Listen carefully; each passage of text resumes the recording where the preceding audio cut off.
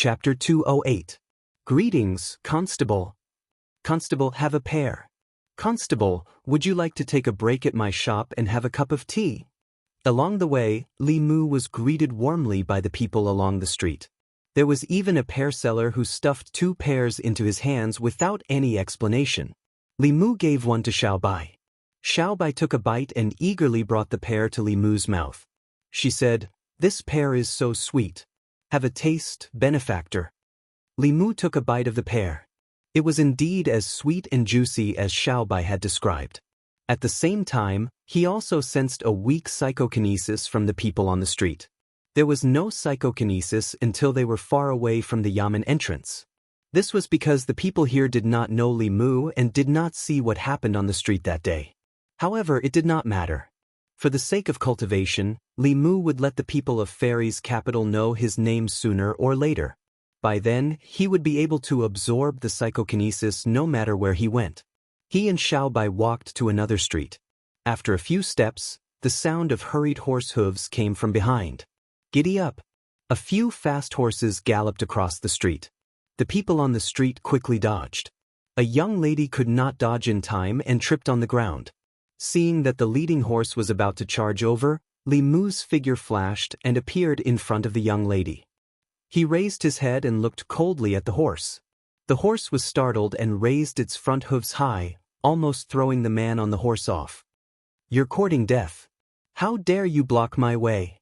The young man on the horse was furious. He raised his hand and lashed the horse whip in his hand at Li Mu. Swoosh! The horse whip sliced through the air and made a whistling sound as it lashed at Li Mu's head. Xiao Bai snorted softly and reached out to grab the whip. With a gentle tug, the young man on the horse was pulled off the horse and fell to the ground. This scene left the commoners on the street dumbfounded. Although the imperial court forbade riding on horses on the streets, and violators would be punished with flogging and fined silver, these officials and nobles had never taken this prohibition seriously. They often rode their horses and went on a rampage on the streets. It was not uncommon for them to hit and injure people. These people had deep backgrounds. The yamen didn't dare to do anything about riding horses on the streets. Even if they injured someone, they could easily settle it with money. And that was when they were in a good mood. If he was in a bad mood, he could simply scold someone and walk away after bumping into them. The person he bumped into would have no one to complain. These people were used to being arrogant, and the people of Luoyang were used to it as well. If they encountered them, they would stay far away to avoid provoking them. They had never seen anyone who dared to pull them down from their horses. The young man fell from his horse. Although he was not injured, he was still dizzy from the fall. The people behind him tightened their reins and stopped beside him. "What happened? Who's blocking the way? Are you all right?" They jumped off their horses and started talking at once. The young man got up from the ground and said with a dark face, "I'm fine." After that, he glared at Li Mu and Xiao Bai fiercely. He gritted his teeth and said, "Who are you? How dare you block our way?" "Constable of Luoyang." Li Mu walked in front of Xiao Bai and looked at them. He asked coldly, "Who allowed you to ride horses on the streets of Luoyang?" At first, the young man was worried that it was someone he couldn't afford to offend. Seeing that it was just a small constable, he was relieved. At the same time, he couldn't control his anger. He was actually pulled down from his horse by a nameless official on the streets of Luoyang. He was afraid that after today, this would become a joke among the people in the circle. He looked at Li Mu and asked coldly, "What do you want?" Li Mu pointed at the people riding horses on the streets and said, "You guys, come with me to the yamen." The young man glanced at him and said indifferently, "Let's go." Although he didn't care about a small constable, he wasn't stupid enough to go against someone from the yamen. It was a provocation to the imperial court. When they arrived at the yamen, this person would know how laughable a small constable like him was. After this, he would understand that there were some people he couldn't stop. That was if there was a next time. When they heard the young man's words, they all got off their horses. They didn't resist and just looked at Li Mu mockingly. They followed behind the young man and walked straight to the yamen. Li Mu knew that the sons of officials in Luoyang were arrogant, but he didn't expect them to be this arrogant. Aside from riding horses on the streets, After being caught by Li Mu, they actually walked in front of him to the yamen. Obviously, they knew that the yamen wouldn't dare to do anything to them. The commoners on the street were equally shocked as they watched this scene. They had lived in the Luoyang for many years and had seen fights between factions, the ascension of empresses, the rise of commoners, and the fall of wealthy families. However, they had never seen a mere constable who dared to drag down the sons of officials. Although they were delighted to see this scene, everyone knew in their hearts that the constable of the city government was finished. One of the commoners couldn't bear it anymore. He approached Li Mu and said, "Sir, you shouldn't care about these things. The man riding the horses is the son of the director of the Ministry of Rights. He works under the director of the Ministry of Rights and is also the minister of Luoyang." Li Mu saluted the commoner with his fists and said, "Thank you for the reminder." No wonder this man was so arrogant. The director of the Ministry of Rights was a lower 5th-rank official. It was 3 ranks higher than the commandant of Luoyang. In the Great Zhou dynasty, there were 9 ranks. However, the 1st and 2nd ranks were only nominal titles. 3rd rank was the highest an official could reach. The 5th-rank director of the Ministry of Rights was not a low rank. He was the 3rd in command of the Ministry of Rights. However, although Li Mu didn't have a rank, he wasn't afraid at all. Mr. Mei had already told him clearly that as long as he was upright, the Empress would always support him. With these words, Li Mu had nothing to fear in Luoyang. According to the laws of the Great Zhou dynasty, riding horses on the streets and endangering the safety of the commoners was punishable by more than 20 beatings and 7 days in jail. Li Mu was following the law. A group of people walked down the street and quickly attracted the attention of the commoners. "What's going on today? Why aren't they riding horses? Where are they going? Why is Constable Li behind them? Are they going to the yamen? Isn't that Zhu Song? His father is the director of the Ministry of Rights. Constable Li just offended the Ministry of Justice. Why is he offending the Ministry of Rights now? He's doomed." The director of the Ministry of Rights is also the Prime Minister of Luoyang. That's Zhu Song's father's subordinate. Constable Li shouldn't have offended him. Constable Li dares to offend anyone. He even dares to curse the heavens. Have you heard of Do Yi's injustice? That was written by him. He cursed the heavens, the earth, and the imperial court, but it's different this time. The yamen of Luoyang. In the back of the yamen, Zhang Chun had made himself a new cup of tea. He leaned back in his chair and hummed a tune as he sipped his tea leisurely. He calmed down and thought about it carefully. He suddenly felt that Li Mu was right. Although a 5-entry and 5-exit house was grand, it was too big. Cleaning it would be a big problem. If His Majesty rewarded him with a 5-entry and 5-exit house, wouldn't he have to hire some maids and servants to match the status of a 5-entry house? If he hired maids and servants, he would have to pay them a salary. That would be another huge expense. If he added the cost of buying new furniture and renovating the old house, he might even lose a year's salary. In that case, it was actually a good thing that His Majesty did not reward him. After thinking about it for a while, he felt much better. Although the yamen was small, it gave him a sense of security. Although he was often stuck between various yamen and was in a dilemma, as long as his subordinates did not cause him trouble, not many people would pay attention to him. It was quite relaxing. Halfway through his cup of tea, he raised his eyebrows. He keenly sensed that there was something unusual in the front of the yamen. He walked to his room and to the front door of the yamen. He saw a few people in luxurious clothes standing in the yard with arrogant faces. Judging from their clothes and expressions, they were either the sons of officials or the sons of nobles. Zhang Chun's expression changed when he saw Li Mu looking around the front and side halls as if he was looking for someone. His figure flashed and he instantly returned to the back of the yamen. Wang Wu trotted in from the front. When he saw Zhang Chun, his eyes lit up. He said, "Sir, you are here. Arrestor Li is looking for you everywhere." Zhang Chun made a shushing gesture and said, "Go out and tell Li Mu that I am not here." A moment later, Wang Wu walked to the front of the yamen. He looked at the sons of officials and then looked at Li Mu. He looked a little embarrassed. Li Mu walked over and asked, "Have you found Sir Zhang?" Wang Wu shook his head and said, Sir asked me to tell you that he is not here. Chapter 209. In fact, Li Mu had seen Lord Zhang just now and guessed that he might be scared when he saw the situation. But he had to stand up in front of so many people since he had caught them.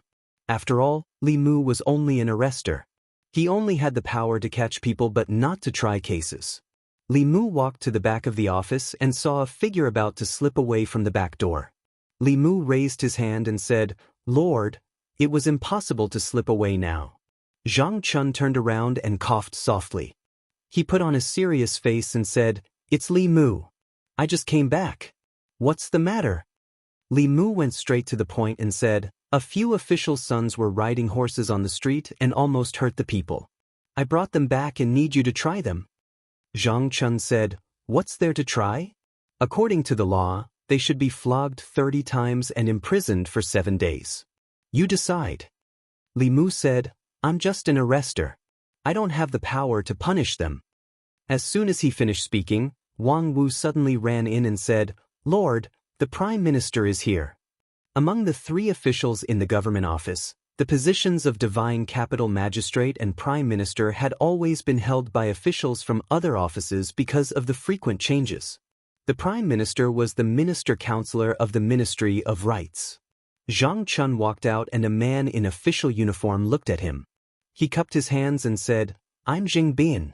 Is this the new commandant of the government office? Zhang Chun cupped his hands in return and said, I'm Zhang Chun. Greetings, Lord Zheng. After that, he changed his tone and pointed to the people in the government office and said, It just so happens that there's a case in the government office to deal with. Since Lord Zheng is here, Lord Zheng should start the trial. It's just a small matter like riding horses on the street. There's no need to start the trial. Zheng Bin waved his hand and said, Just keep an eye on them and make sure they don't do it again. I'm afraid that's not good. Zhang Chun looked at the people outside the government office and said, Riding a horse on the street harms the people. According to the law, he should be flogged 20 times and imprisoned for 7 days as a warning to others. Zheng Bin frowned. He thought for a moment and said, If it's just riding a horse and not harming the people according to the law, we can also pay for the crime. 20 beatings can be paid for 2 taels of silver. 7 days of imprisonment can be paid for 7 taels of silver. Zhang Chun nodded and said, There is indeed such a clause in the law. Lord Zheng is really astute. Zheng Bin acted as if he didn't understand the hidden meaning of his words. He walked over to them and said, According to the law, each of you will be fined 9 taels of silver. Don't do it again. The young man named Zhu Tsong lowered his voice and said, You know that's not what I want, Zheng Bin said in a deep voice. There are so many commoners watching outside. If the guards are alerted, it won't just be a matter of fine. Although Zhu Tsong was the son of his superior, Zheng Bin didn't want to stand up for him in this kind of matter. Riding a horse on the street was against the law. If the government office insisted on doing it according to the law, they would be flogged and imprisoned for 7 days. It would be the best outcome if they could get away with the fine. This matter had nothing to do with him. If it weren't for Zhu Tsong's status, Zheng Bin wouldn't have bothered to interfere.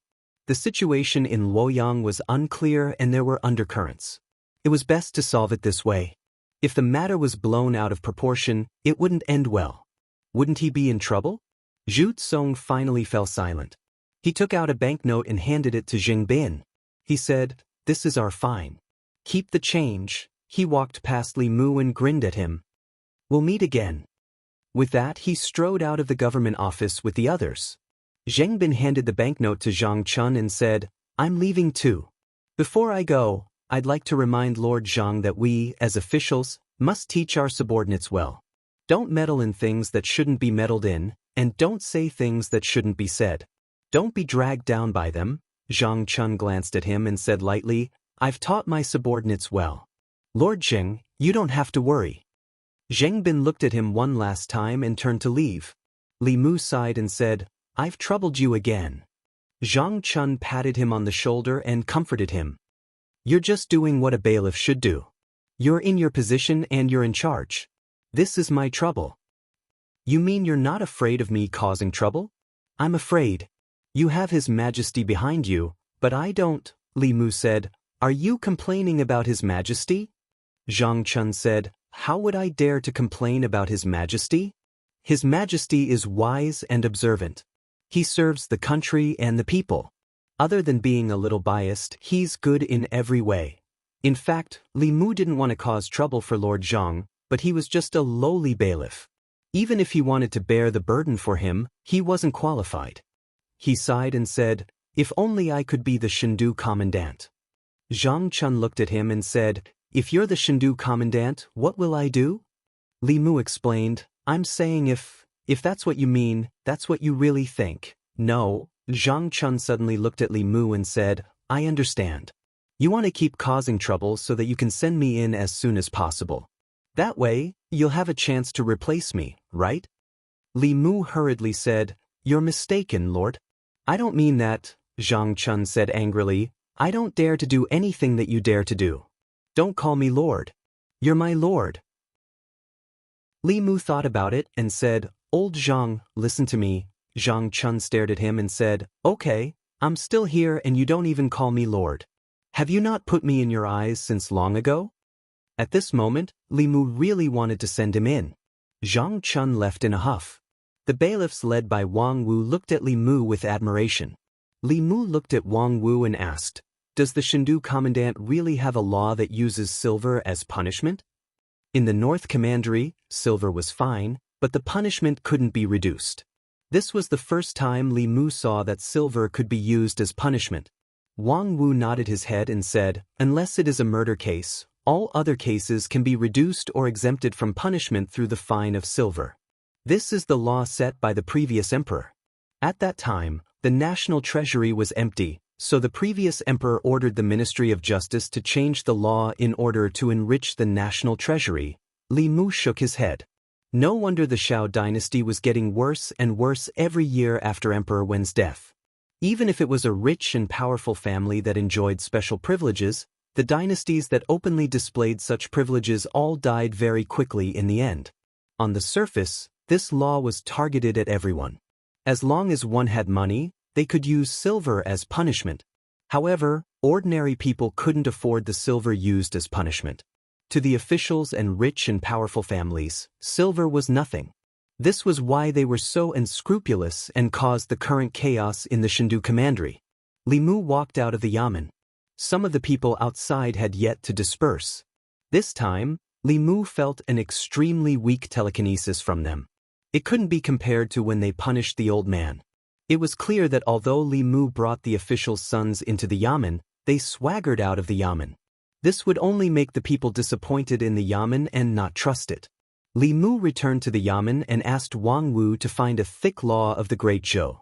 After reading it carefully, he found this law. This was simply a way to let the privileged enjoy more privileges. The law that was supposed to protect the people had instead become a tool to oppress them. The decline of the Shao dynasty was not surprising. Li Mu flipped through a few more pages and found that the law of using silver as punishment had been abolished before. A few months later, it was reintroduced. Regarding this, the book only briefly mentioned it and did not elaborate further.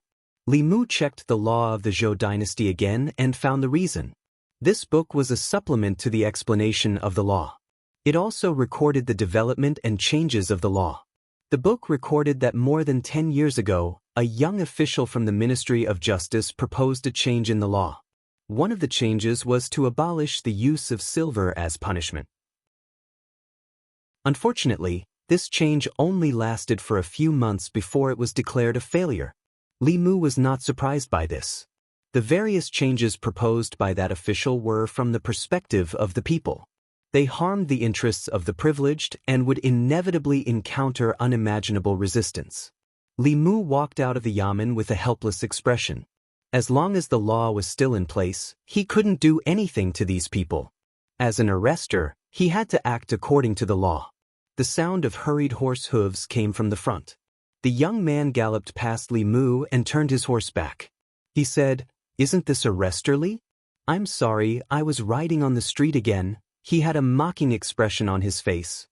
He threw down an ingot of silver and said, "I'm a just and law-abiding citizen. Here's 10 taels of silver." Arresterly, help me hand it over to the yamen. The remaining 1 tael is your hard-earned money. The people behind him threw down the ingot with a smile and rode away. Wang Wu's face showed anger. He shouted, "These bastards are too arrogant." Deputy Arrester's son shook his head and said, "What can we do? They didn't break the law. We can't do anything to them." Li Mu suppressed the anger in his heart and continued patrolling with Xiao Bai. Not long after, the sound of horse hooves came from behind again. Li Mu turned around and saw the young master riding a horse galloping towards him. When he was only 2 steps away from Li Mu, he tightened his grip on the reins. The handsome horse raised its front hooves abruptly and slammed down heavily. "What a coincidence, Arrester Li. We meet again." He reached into his pocket and took out a banknote. He threw it to Li Mu and said, "This is 100 taels. I'll buy it 10 times. The rest is yours." The first time was a coincidence, but the third time was obviously an undisguised insult. The few arresters who followed Li Mu turned red, but they didn't dare to do anything. Wang Wu looked at Li Mu and said, "Boss, bear with it." Li Mu shook his head and said, "I really can't bear it. Some things could be tolerated, but some things could not. If he could swallow it after being insulted like this, how could he face Xuandu next time? How could he be qualified to call him brother?" Zhu Tsong was still riding on the horse with a mocking expression on his face. Suddenly, he felt his chest tighten and was pulled off the horse. Li Mu's right hand moved like a shadow and slapped Zhu Tsong's face left and right. In the blink of an eye, Zhu Tsong's head swelled. Li Mu kicked him away and took out an ingot of silver from his pocket and threw it at him. "You're fined 10 taels of silver for fighting on the street. Keep the change. We're so close, so don't be polite with me." Chapter 210. Wang Wu trotted over and picked up the silver on Zhu Tsong's body. He handed it to Li Mu and said, "Boss, half of this silver belongs to the yamen. If he wants it, he has to go to the yamen." Li Mu put away the silver ingot again. Although he was not short of money, he still felt distressed to spend it so wastefully. Zhu Tsong's eyes bulged out of their sockets. He pointed at Li Mu and shouted, ****. Because of his swollen face, no one could hear him clearly. From the moment Zhu Tsong rode his horse to the moment Li Mu dragged him down and beat him up, everything happened so quickly that by the time the onlookers realized what had happened, Zhu Tsong's head had already turned into a pig's head. At this moment, the other riders behind Zhu Tsong hurried over. The expression of a middle-aged man following behind the horse changed slightly. He took out a jade bottle and poured out a pill for Zhu Tsong to consume. As soon as the pill entered his mouth, the swelling on Zhu Tsong's face quickly subsided and returned to normal. Zhu Tsong pointed at Li Mu and said angrily, "Break his legs. I have plenty of money to pay for it." The middle-aged man had the cultivation base of the spirit concentrator realm. He stared at Li Mu but did not make a move. The constable of the government office must also be a cultivator, and his cultivation level should not be lower than that of the immortal realm cultivator. He had no confidence in winning. Moreover, Zhu Tsong was backed by his father, Zhu Qi, the director of the Ministry of Rights. Zhu Tsong was only a bodyguard hired by the Zhu family. He could not bear the consequences of attacking a constable in public. If something happened, the Zhu clan would definitely not protect him. He looked at Li Mu and said, "Sheriff, you've gone too far." Li Mu glanced at him and said, "Is it true that in Luoyang, only the son of a doctor is allowed to set a fire and others are not allowed to light a lamp? He broke the law first and then replaced it with silver. Why can't I?" That being said, the process was not like that. Even if he was fined, he had to go through the yamen's trial and punishment. Zhu Tsong thought he was arrogant enough, but he didn't expect the Luoyang yamen's arrester to be even more arrogant. It seemed that he couldn't use force, but he couldn't just let the loss of face go. He looked at Li Mu one last time and said coldly, "Just you wait." With Zhu Tsong leading the way, a group of people led their horses and quickly left. The surrounding commoners suddenly burst into cheers. "Well done. My lord is mighty. These lawless bastards should have been beaten long ago." Li Mu could feel the dense psyche power of the people, causing the mana in his body to rapidly circulate. He regretted that he didn't act earlier. The best way to deal with these arrogant people was to be even more arrogant than they were. Wang Wu stood beside Li Mu and said worriedly, "It's over, it's over. Boss, you beat Zhu Tsong to vent your anger, but you've also caused trouble. The Ministry of Rights and the Ministry of Justice are in cahoots. Now the Ministry of Justice will have a reason to summon you. If they want to spread it, then let them. What's there to be afraid of?" A voice came from the side. Li Mu saw a charming woman walk out from the crowd. Li Mu asked in surprise, "Sister Mei, why are you here?" Mr. Mei said, "I happened to pass by and saw you arguing with someone, so I came to take a look." "I didn't expect you to know so much about the law," Li Mu said humbly. "I'm just drawing inferences from one case. Zhu Tsong and the others could use silver as a substitute, so could Li Mu. After all, they didn't lack money. However, this kind of thing was very detrimental to the unity of the people and the rule of the empress." Although Li Mu wanted to give Zhu Tsong a taste of his own medicine, he didn't agree with this. He looked at Mr. Mei and said, "Using silver as a substitute is very harmful. Your Majesty, why don't you change and abolish this law?" Mr. Mei shook his head and said, "This law was set by the late emperor. Your Majesty has only been on the throne for 3 years. If you overturn the law set by the late emperor, what do you think the court will think? What do you think the people will think?" Li Mu could understand the empress. When a woman was the emperor, there was a lot of criticism in the court. Her every decree had to be considered more than a normal emperor. Li Mu sighed and said, "But as long as this law is not changed, the injustice in Luoyang will not disappear. The people will not completely trust the court and Her Majesty. It will be difficult to unite the people. This kind of law would not have any effect on justice. It would only cause the strong to exploit the weak even more. The rich and powerful could do whatever they wanted under the protection of this law. However, the powerless would face the merciless punishment of the law once they broke the law." Mr. Mei said, "Your Majesty also wants to change this law. But it's easy to set it up, but difficult to change it. The Ministry of Rights has the most resistance. Many people have tried to change it, but they all failed." Li Mu was about to say something when a few Yamen runners from the Ministry of Justice suddenly came from the front. Zhu Tsong walked behind the Yamen runners.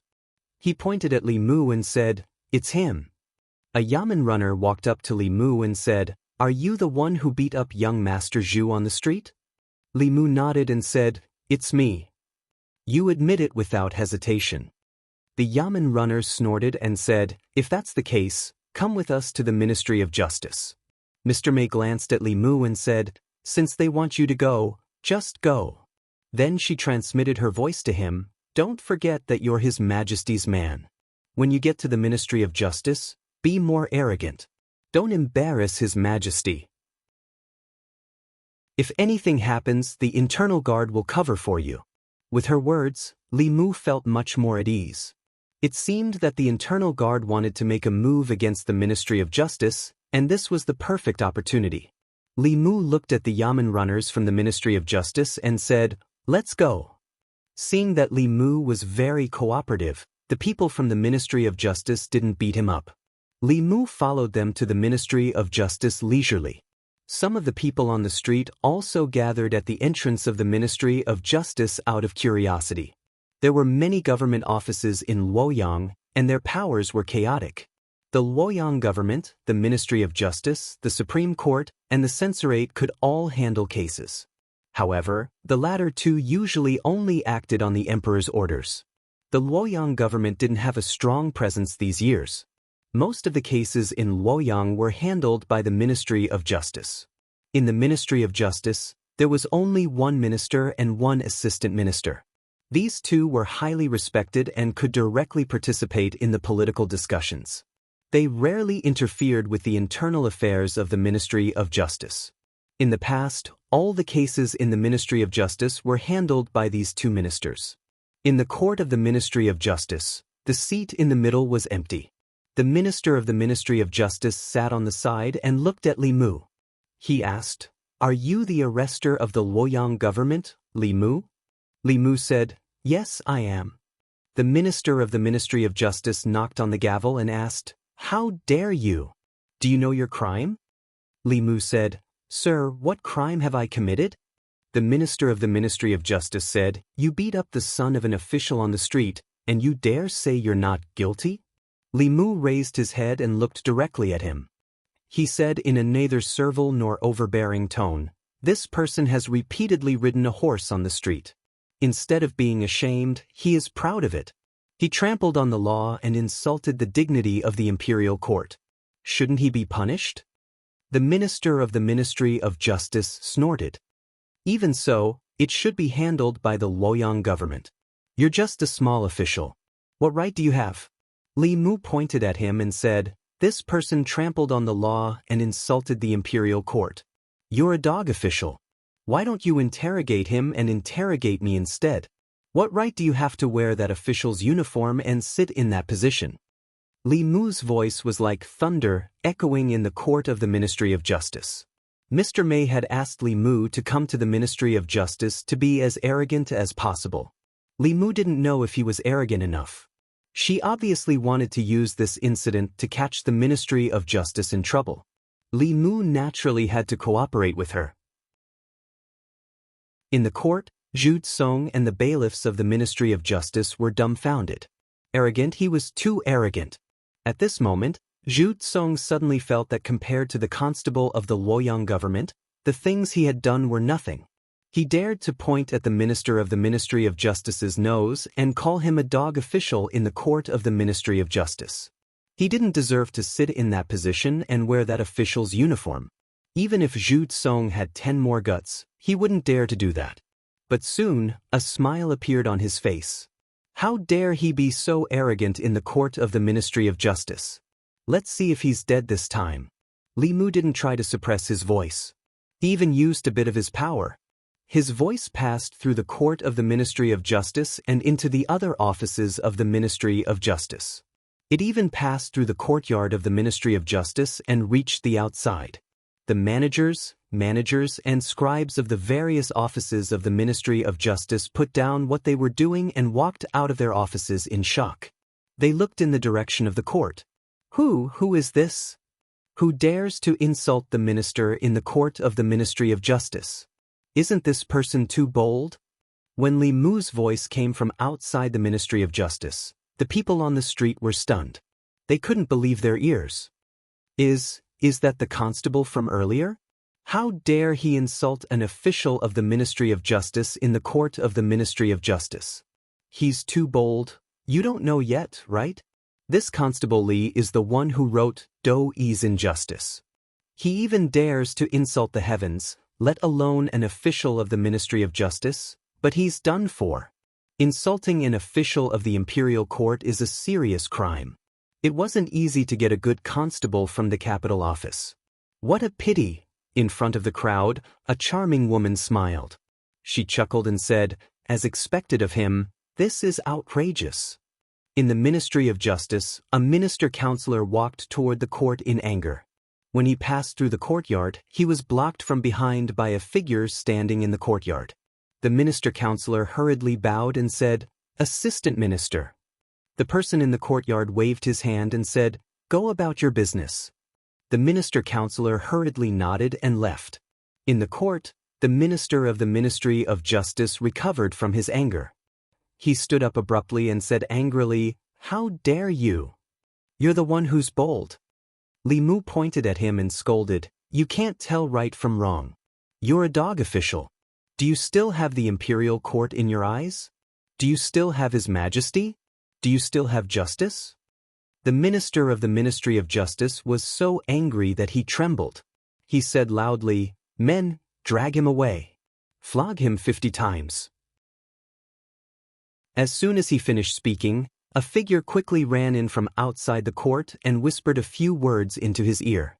Hearing that person's words, the minister of the Ministry of Justice's face turned from green to white and then back to green. Finally, he gritted his teeth and sat back down. He glanced at Li Mu and closed his eyes. He said, "You may leave." Chapter 211.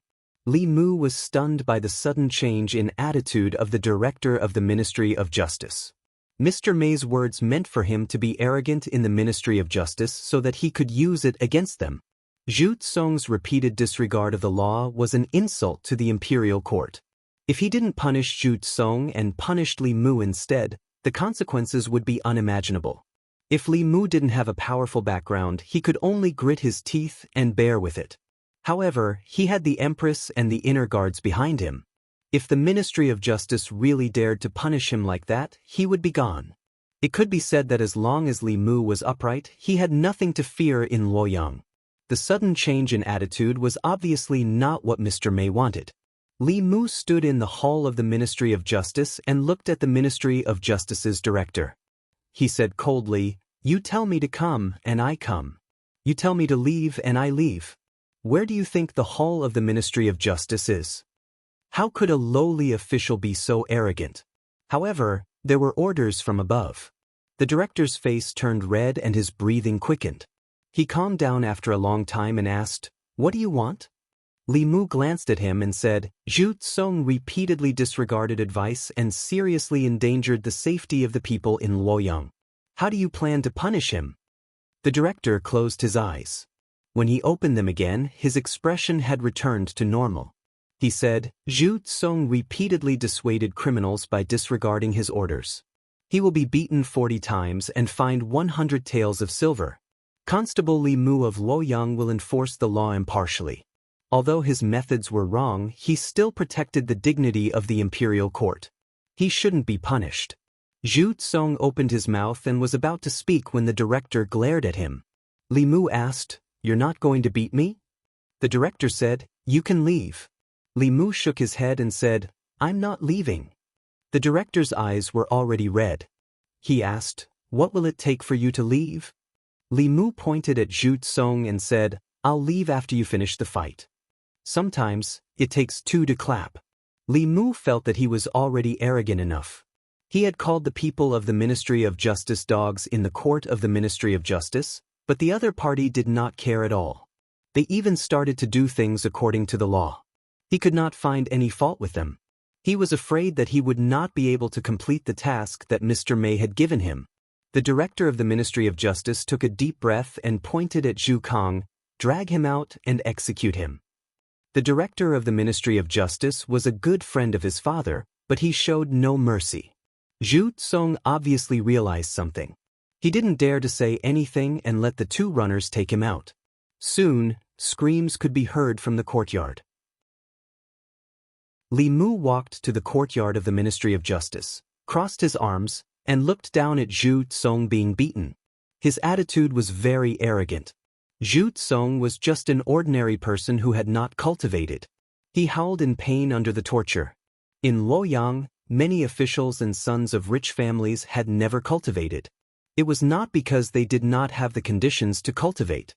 If they wanted to, they could push their children to the Jushen state in a short time, just like Ren Yuan. However, in the path of cultivation, it was very difficult to reach the middle three realms without special constitution or talent. These people had enjoyed the riches of the mortal world since they were young. They could not bear the hardships of cultivation. Instead of letting them enter the cruel world of cultivation, it was better to hire cultivators to protect them. The daughter of Jianghu county magistrates did not cultivate. Chen Miao Miao, the daughter of County Magistrate Chen, had the body of 5 elements. Before she went to Mount Baiyun, she also did not cultivate. That was the reason. Because Li Mu was watching, the two runners of the Ministry of Justice did not dare to go too easy on Zhu Kang. With their years of experience, they would not hurt Zhu Song badly, but the pain of the flesh was unavoidable. After 40 beatings, Zhu Song passed out.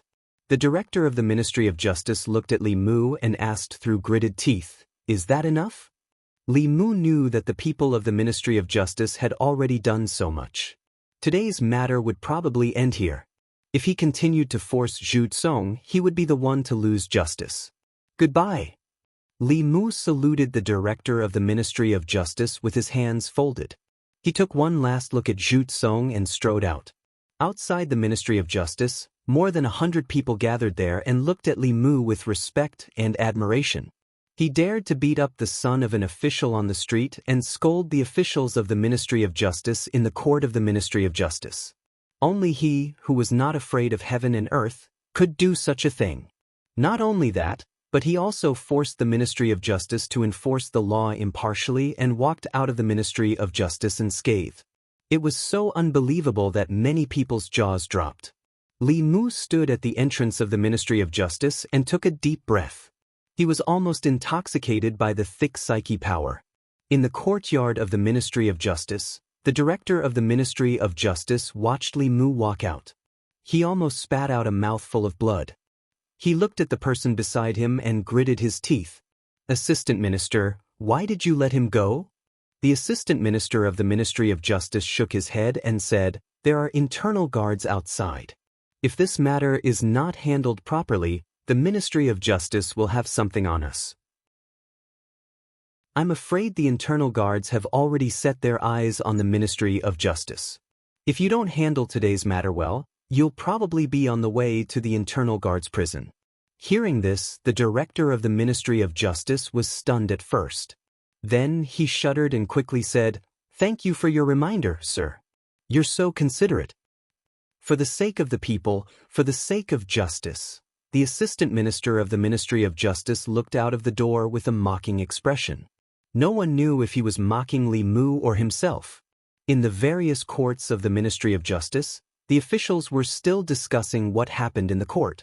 Since when did the Luoyang Yamen have such an audacious fellow? With his temperament, I'm afraid he won't be able to stay in the divine capital for long. Strange, the assistant minister actually let him go. This isn't like the assistant minister at all. Only an old official in the corner shook his head and said slowly, "Similar, really similar?" A young official beside him asked, "Similar to what?" The old official said, "That constable of the divine capital court is very similar to the assistant minister." The official sneered and said, "Old Feng, you're really old and blind. How is he similar to the assistant minister? I saw him at the door of the duty room just now. He's very handsome and doesn't look like the assistant minister at all." The old official shook his head and said, "More than 10 years ago, there was a young minister counselor in the Ministry of Justice. He also scolded the director of the Ministry of Justice back then as a corrupt official." The official was stunned and asked, "Which minister counselor was so bold to scold the director? He lost his position later, right?" The old official smiled and said, "The minister counselor then is the current assistant minister." On the streets of the divine capital, Li Mu apologized to the charming woman. "I'm sorry. Maybe I wasn't arrogant enough and didn't complete the task." The charming woman shook her head and said, "I heard it outside. You were arrogant enough and didn't embarrass His Majesty. You didn't find a chance this time, but there will be a next time." This was the first time Li Mu experienced the feeling of having someone behind him. No wonder the officials, nobles, and sons of wealthy families in the divine capital always liked to bully others. They were as arrogant as they could be. If they didn't have to take responsibility for their arrogance, then they would indeed be very happy and satisfied psychologically. These people were born with things that many people couldn't have in their entire lives. They didn't need to work hard and could enjoy luxurious food and clothing. They didn't need to cultivate and had cultivators by their side. Even the law protected them. They were rich in money, power, and material things. Some people began to pursue morbid psychological satisfaction. To a certain extent, these people's excessive privileges over the common people was the root of the fierce conflicts in the divine capital. If he could solve this problem, the psyche power he obtained from the common people would be enough to save Li Mu years of hard cultivation. After returning to the government office, Li Mu found the Law of Great Zhou, Commentary on the Law of Zhou, and other books about the law. When he was in Yangqiu County and North County, Li Mu was in charge of arresting people, judging cases, and passing down punishments. It was the job of the county magistrate and the county captain. After coming to the divine capital, Li Mu gradually realized that there was no harm in familiarizing himself with the law. If he wanted to overturn the law of using silver as a substitute for crime, he first had to understand the development and changes of this law. This law was created during the time of the previous emperor. In the early days, as long as it wasn't a crime of treason, even murder and arson, gold and silver could be used as a substitute for crime. Later, because the scope of the crime was too large, there was no need to pay with one's life for murder. They only had to pay a portion of the gold and silver. Within the Great Zhou, chaos broke out everywhere. The demon sect took the opportunity to stir up disputes. External enemies also began to move. The psyche power of the common people fell to its lowest point in decades. Only then did the imperial court urgently reduce the scope of the crime and exclude serious cases of murder from the scope of using silver as a substitute for crime. Although this temporarily reduced the impact of this matter, as long as this law was not abolished, it would be a chronic disease of the Great Zhou. Later, many officials wanted to abolish this law, but they all failed. Among them, an official from the Ministry of Justice named Zhou Zhong once advocated for reform.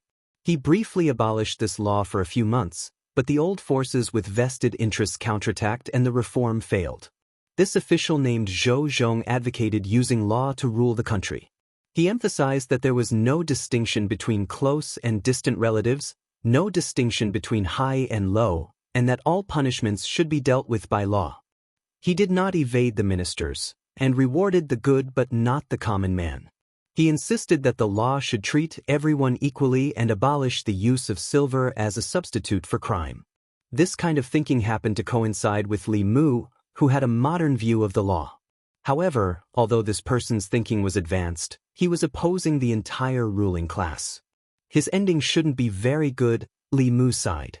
He planned to investigate what happened to this official named Zhou Zhong. He walked outside and found Wang Wu. He asked, "Do you know an official named Zhou Zhong?" Wang Wu heard this and his expression changed. He said, "Boss, you can't call this person by his name." Li Mu's expression changed. He asked, "Why?" Wang Wu said nervously, he was the assistant minister of the Ministry of Justice, the mainstay of the radical faction of the old party. He ignored the law and supported those who were with him. He built the Ministry of Justice into the old party's Ministry of Justice and sheltered countless people from the old party. The reason why the old party dared to be arrogant in Luoyang was because of him. The people privately called him King of Hell Zhou. If King of Hell wanted you to die at midnight, he wouldn't let you live until dawn. Li Mu shook his head and said, "We're definitely not talking about the same person." The Zhou Zhong that Li Mu mentioned was not afraid of the powerful. He supported the people and promoted the reform of the law. The assistant minister of the Ministry of Justice that Wang Wu mentioned was the umbrella of the old party's evil forces. How could these two people be the same person? Li Mu said, he used to be the assistant minister of the Ministry of Justice. Deputy Arrestor Sun walked over and said, the current assistant minister of the Ministry of Justice was the assistant minister of the Ministry of Justice more than 10 years ago. Li Mu was stunned. He asked, "Are there two assistant ministers named Zhou Zhong in the Ministry of Justice?" Deputy Arrestor Sun shook his head and said, "There's only one." Li Mu was stunned for a long time. He still couldn't believe it. After confirming it again and again, Li Mu had to admit that they were talking about the same person. The Zhou Zhong who dared to challenge the power and promoted the reform of the law in the name of justice was the king of Hellzhou who inverted black and white, mixed up right and wrong, sheltered the evil forces, and caused the people of Luoyang to turn pale when they heard the law. The young man who slayed the dragon back then had become an evil dragon. Chapter 212. After sighing with emotion, Li Mu calmed himself down and began to think about what he should do next. For both public and private reasons, the law of Great Zhou that forbade the use of banknotes in lieu of crimes should be abolished. For public reasons, abolishing this law was upholding justice. For private reasons, if Li Mu could casually throw a few banknotes at the Yamen's people and swagger out of the Yamen, how would the people trust him and the Yamen? If he couldn't convince the people, he wouldn't be able to obtain psychokinesis from them. However, for more than 10 years, countless knowledgeable officials had tried to abolish this law, but they all failed. What should he do to avoid repeating their mistakes? Li Mu was pondering in the Yamen when Zhang Chun walked in with his hands behind his back. He asked, "I heard you went to the Ministry of Justice and made a scene?" Li Mu replied, "How can that be called making a scene? I just cooperated with them and did some investigation. I came back when I was done." Zhang Chun said indifferently, "As long as you don't bring trouble to the Yamen, you can do whatever you want outside." Li Mu advised him, Sometimes, making a scene is good for you. Lord Zhang, don't you want a big house? A trace of envy appeared on Zhang Chun's face. He said flatly, I don't want to. It's so troublesome to clean such a big house. Li Mu said, there will be servants to do the cleaning. Since His Majesty has given you a house, he will certainly reward some maids and servants. Lord Zhang, just think about it. Every day after you go to the yamen and come home, you can sit comfortably on a chair. There will be beautiful maids who will massage your back and shoulders and serve you tea. Stop talking. Zhang Chun's face was resolute. He said, even if you want to talk, I won't play along with you. I'm not interested in a house with 5 entrances or beautiful servants. He strode out of the door. The resolute look on his face disappeared and was replaced with envy. He was about to leave when he looked up and saw a few figures coming in. The one walking at the front was the one he had seen before, one of the 8 commanders of the internal guards, Lord Mei. He was followed by a few people who were carrying a pair of things in their arms. Zhang Chun's face lit up. Could it be that His Majesty finally remembered him after rewarding Li Mu? He stepped forward with a smile and said, Greetings, Mr. Mei. The charming woman looked at him and asked, Li Mu is not here? The smile on Zhang Chun's face stiffened, and after a short while he slowly nodded and said, Yes, yes. Li Mu watched them move a bunch of things into his room. He asked Mr. Mei, What's this? Mr. Mei said, This is a reward from His Majesty. There are 2 bolts of fine cloth and 2 boxes of fine tea from Nanyang County. These are not important. The other 2 items are very useful to you. She opened an exquisite brocade box. Inside the box was a piece of white, extremely thin clothing. Li Mu looked at Mr. Mei and asked, Ice silkworm soft armor? Mr. Mei was surprised. You know it. Li Mu nodded and said, I've seen it before. In fact, he was wearing an ice silkworm soft armor at the moment. However, the one he was wearing was made of better material. It could withstand several attacks from Dongxian. Mr. Mei explained, This is an ice silkworm soft armor made from the silk of a 300-year-old demon silkworm. When worn, it can help you withstand several attacks from cultivators of the 5th realm. If it could withstand several attacks from cultivators of the 5th realm, it could be considered an Earth-rank magic treasure. Although Li Mu had better magic treasures, he did not refuse. If he did not need it, he could give it to Xiao Bai. Mr. Mei took out a sword from another brocade box and said, This is a mid-grade Earth-rank sword. It is also a reward from His Majesty. You can change your previous sword. Li Mu looked at Mr. Mei and seemed to realize something. When Yang County was plagued by evil spirits, the reward from the imperial court was only an Earth-rank magic treasure at the beginning. Li Mu had only caused a ruckus at the Ministry of Justice, and she had given him 2 Earth-rank magic treasures. One for defense and one for attack. The implication could not be more obvious. It seemed that even in the divine capital, Her Majesty still had to face great danger as a servant of the Empress. Fortunately, even though Li Mu was helpless in the affairs of the imperial court, he had a valuable treasure with him. That golden armor divine soldier seal could summon a 6th-tier divine soldier to assist him in battle. Even though the effect was very short and could only be used once, if someone really wanted to secretly make a move against him, Li Mu would definitely be able to give them a pleasant surprise. Mr. Mei could tell from Li Mu's expression that he had understood the purpose of these 2 rewards. She looked at Li Mu and said, If you are afraid, it is not too late to back out now. I will have someone send you back to the North County. You can continue to be a local constable and stay away from the divine capital and danger. If she had said this in the North County, Li Mu might not have come to the divine capital at all. But since he was already in the divine capital and had tasted the benefits, he would not leave so easily. If he left the divine capital, where would he have so much psyche power? Where would he find a rich woman who could give him Earth-rank magic treasures so casually? There is nothing to be afraid of. Li Mu looked straight at Mr. Mei and said, As long as His Majesty does not betray me, I will not betray His Majesty. Very good. Mr. Mei nodded and said, If you encounter any trouble that you cannot solve, you can come to the Internal Security Department to find me. Li Mu said, There is no trouble that I cannot solve for now. but there is one thing that I need Sister May's help with. Mr. May asked, "What is it?" "I need you to pass me a letter." Li Mu looked outside and said, "But I am afraid that I will need Master Zhang's help." A moment later, Li Mu took 2 boxes of tribute tea and walked into the courtyard. Zhang Chun was still pacing in the courtyard, glancing at Li Mu's room from time to time. Li Mu handed the 2 boxes of tribute tea to Zhang Chun and said, "His Majesty gave me these tea leaves. I heard that they came from Nanyang County. I don't have the habit of drinking tea. I know that Master Zhang likes tea, so I will give these 2 boxes to you." "Tribute tea from Nanyang County?" Zhang Chun rubbed his hands, his eyes shining.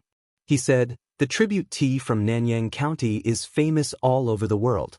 I have never tried it." He reached out to take it, but he thought of something and retracted his hand. He asked, "Why did you suddenly give me such good tea?" Li Mu said apologetically, "I have only been in the divine capital for a few days, but I have already caused you so much trouble. I feel bad. You know that you have caused me a lot of trouble." Zhang Chun accepted the tea leaves with relief and said, "Since you said so, I will accept these 2 boxes of tribute tea." Seeing that Zhang Chun accepted the tea leaves, Li Mu said, "Actually, I have a small matter that I would like to trouble you with. I knew you would not be so kind." Zhang Chun glanced at him, but he could not bear to part with the 2 boxes of tribute tea. He said, "What is it? Tell me, it is not a big deal." Li Mu said with a smile, "I would like to ask you to write a letter to abolish the law of using silver as punishment." "I can't help you. Goodbye." Zhang Chun hugged the tea boxes and left decisively without looking back. Li Mu said, "After this is done, His Majesty will reward you with a house." Zhang Chun still did not look back. His figure soon disappeared. Li Mu stood where he was and continued to wait. If he wanted to fight a war, he first had to figure out who his enemy was. If he wanted to abolish this law, he first had to know where the obstacles came from. It was not difficult to figure this out. He just had to ask someone to propose to abolish this law and bring it to the imperial court for discussion. Those people would jump out on their own. Li Mu was just a constable. He did not even have the right to make suggestions. Although the internal guards had great power, they were an executive organization that belonged to His Majesty. They did not directly participate in the matters of the imperial court. Although Zhang Chun did not have the right to attend the imperial court, he had the right to participate in the memorial. As long as Mr. May passed his letter to the imperial court through the internal guards, Li Mu's plan could be carried out. The matter of abolishing the use of silver in lieu of crime was often mentioned, so the memorial he handed out wouldn't attract too much attention. If he was not willing to help, Li Mu's plan would be much more troublesome. Li Mu looked in the direction where Zhang Chun left and continued to wait. Soon, Zhang Chun's figure appeared again. He asked, "A letter to the imperial court and a house?" Li Mu nodded. Even if His Majesty did not reward him, he would take out some of the treasures he had plundered from the county yamen and sell them. He would also help Zhang Chun get a house. Zhang Chun took out a letter from his sleeve and handed it to Li Mu. He said, "I'll trust you this time.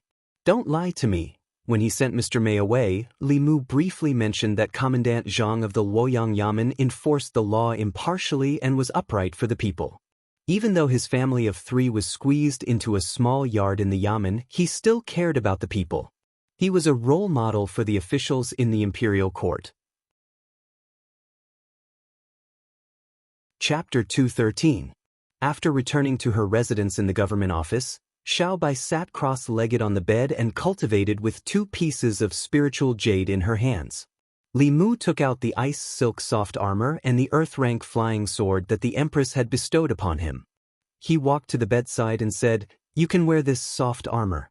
You can also change that sword from before." Xiaobai shook her head repeatedly. No, this is a gift from Her Majesty to benefactor." Li Mu said, "Be good.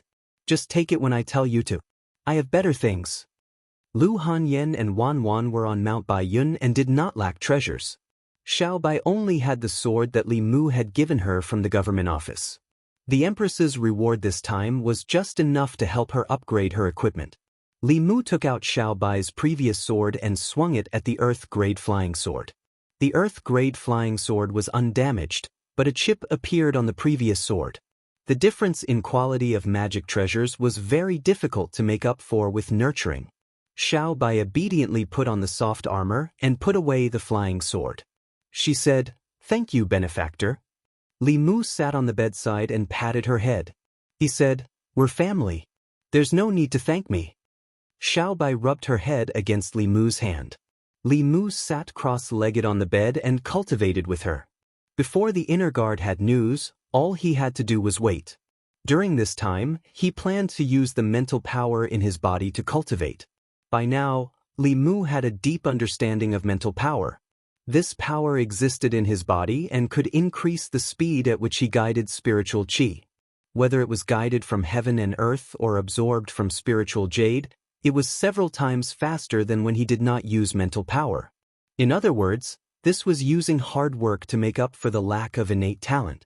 Some cultivators with mediocre aptitude and no special constitution could cultivate as fast as those with pure yin, pure yang, and 5 elements bodies if they were supported by a large amount of telekinesis. There were many ways to obtain psychokinesis. Buddhists could enlighten the world, Taoists could exterminate demons and devils, the imperial court could govern the country, or like Li Mu, punishing evil and upholding justice for the people, they could obtain psychokinesis from the people. There were also some heretical sects that established their own sections. They obtained psychokinesis by fooling the common people and recruiting believers. In the end, psychokinesis was just a kind of subjective emotional power produced by humans. If the common people were brainwashed and became fanatical believers of the heretical path, the psychokinesis they produced would be several times or even dozens of times that of a normal person. These corrupt path believers were the most dangerous. With just the slightest bit of enticement, they would disregard their own lives and do some extremely dangerous things. Therefore, the imperial court had always spared no effort to exterminate this kind of heretical cultivation. Under the urging of psychokinesis, the spiritual jades were absorbed by Li Mu at a speed visible to the naked eye and turned into dust. Li Mu had entered the spirit concentrating realm for some time now. His magical power had also increased by quite a bit compared to the beginning. However, he was still very far away from the 4th realm. The magical power needed to advance to the next level was like a bottomless pit. With Li Mu's constitution, it would take several years for him to cultivate normally, and this was under the condition that he had the support of spiritual jades. If he were to dual cultivate with Lu Hanyan, this time could be shortened to a year. If he could obtain psychokinesis from the common people of Luoyang, the time it would take would be even shorter. After a small increase in his magical power, Li Mu tried the 9 syllables mantra again and discovered that he could already use the swordsman formula. Of the first 4 words of the 9 syllables mantra, the confrontation formula was a thunder technique. With Li Mu's spirit concentrating realm cultivation, he could at most release a few bolts of heavenly purple thunder.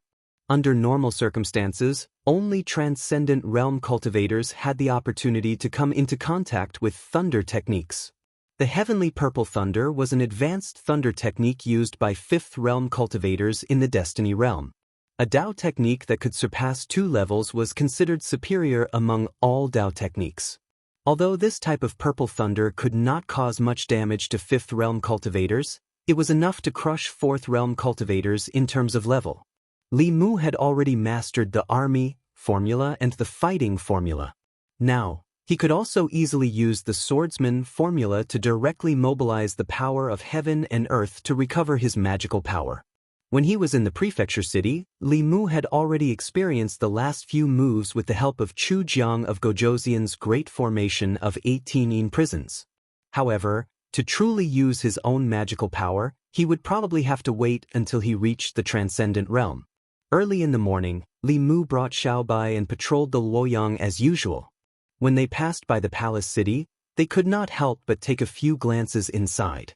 Without any special circumstances, the Great Zhou Court Assembly was held once every 3 days. He wondered what the situation was like in the court today. Ziwei Palace. Today's court assembly was still a stage for the old party and the new party.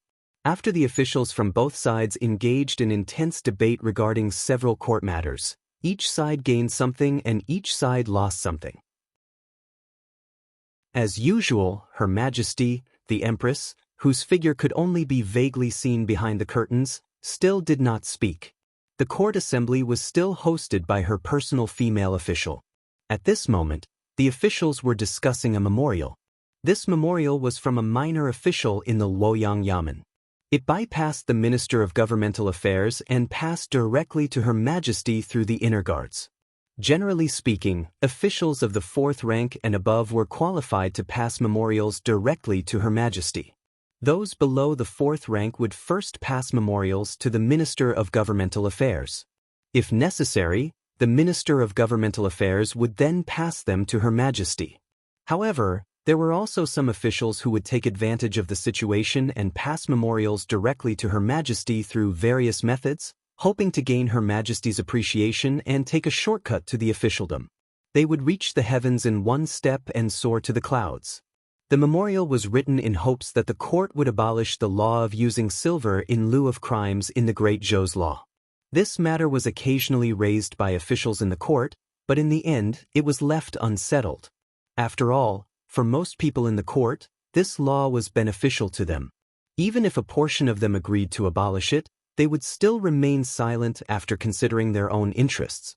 A few officials from the censorate were the first to step forward. Your Majesty, I believe that the law of using silver in lieu of crimes encourages unhealthy practices and should be abolished a long time ago. I second the motion. If a violation of the law can be pardoned with silver, where is the dignity of the law? If this law can be abolished, the hearts of the people will be more united and the country will benefit. After this topic was raised, several officials immediately stepped forward and expressed their agreement. Not long after, an official from the Ministry of Revenue stepped forward and said, "A portion of the revenue of the national treasury comes from silver in lieu of crimes. If it is abolished, I'm afraid the national treasury will be tight."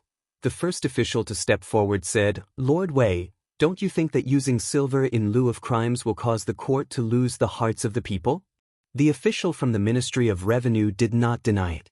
He said, "Although this law has lost some of the hearts of the people, it has been implemented for so many years, and the court has always been stable. Governing a country is not settling cases. It cannot be purely based on right and wrong. It has to be balanced. If the national treasury loses this portion of revenue each year, where will the repair costs of the imperial city's yamen, the salaries of the officials, and the disaster relief funds allocated to the various prefectures come from?" The official opened his mouth but did not know how to refute. At this time, another official from the Ministry of Rights stepped forward and said, "The silver in lieu of crimes was created when the late emperor was still alive. After several modifications, it has already eliminated the majority of serious crimes. It not only ensures the hearts of the people, but also increases the revenue of the national treasury. Do the officials think that you are more wise than the late emperor?" With these words, the officials who had just agreed were immediately silenced. They could refute the reason of the official from the Ministry of Revenue, but who would dare to refute the words of the official from the Ministry of Rights? Even the person behind the curtain could not say that she was more wise than the late emperor, let alone them, the officials. Whoever dared to admit it would be disgraceful. An official from the Ministry of Revenue and an official from the Ministry of Rights blocked the mouths of everyone in the court. Whether it was the new party or the old party, those who could be called party in the divine capital belonged to the upper echelons. Silver in lieu of crimes was beneficial to them. With these two taking the lead, people quickly stepped forward one after another. "I oppose this proposal." "I also oppose." "I second." Beside a pillar in the corner of the crepe myrtle hall, a charming woman held a book in one hand and a brush in the other. She wrote unhurriedly, "The Minister-Counselor of the Ministry of Revenue, the Minister-Counselor of the Ministry of Rights, the Minister-Counselor of the Ministry of Justice." When Li Mu returned to the yamen, he saw that Mr. Mei was already waiting for him there. Li Mu walked forward and asked, "How is it?" "Like before, too many people oppose this proposal. We can only put it aside for now." Mr. Mei shook his head and handed him a book. "The leaders of the opposition are all written here." Li Mu inquired about the situation in the imperial court today from her, and also learned some detailed information. The Ministry of Revenue's reason was not based on any evidence. As long as the punishment was combined or the amount was increased, the problem of the National Treasury's revenue could be solved. The problem with the silver in lieu of crimes was not that the punishment was silver, but that only the punishment was used for crimes. Since those people did not care about the silver, they might as well punish them more. The National Treasury's revenue in this area would not decrease but increase. As for the Ministry of Right's reason, it was purely baseless accusations. If the rules set by the previous emperor could not be changed by the descendants, then society would not be able to progress. These were all excuses they came up with. Mr. May said, "Actually, this is not a big deal. Most of the officials above the 4th rank do not care and did not participate. The ones who really oppose are the 5th and 6th rank officials. Their positions are not high, but they are very difficult to deal with. Do you have any ideas?" Li Mu thought for a moment and said, "I do have an idea, but it will cost more silver.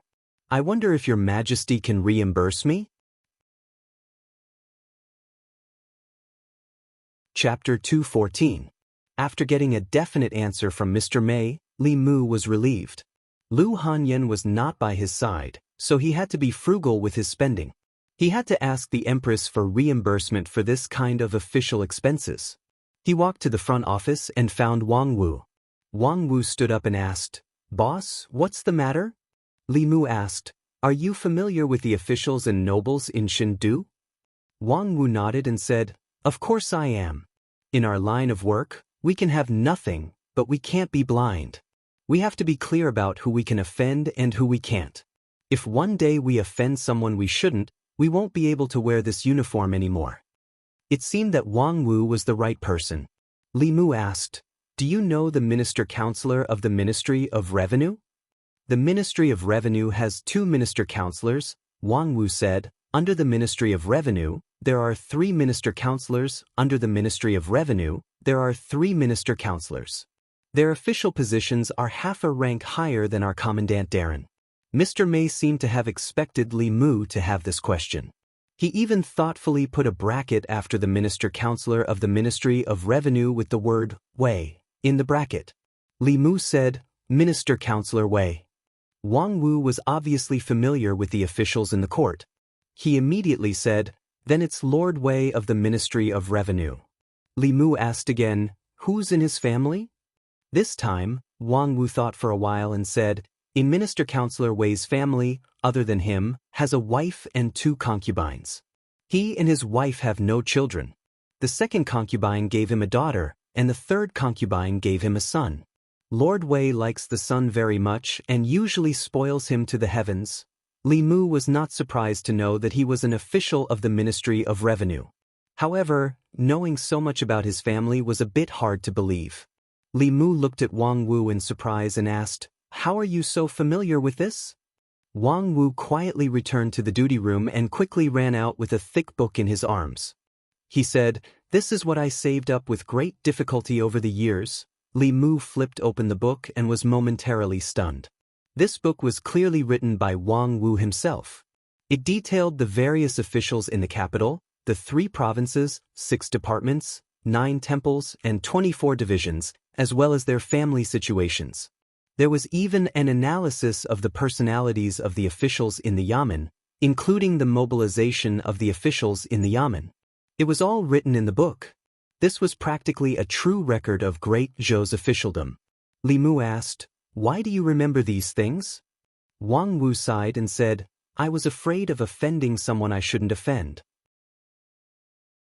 There are many people in the capital who can crush us with just a wave of their hand, so I asked around in advance." Li Mu praised, "You're really a talent." Wang Wu rubbed his head and said embarrassedly, "Boss, you flatter me."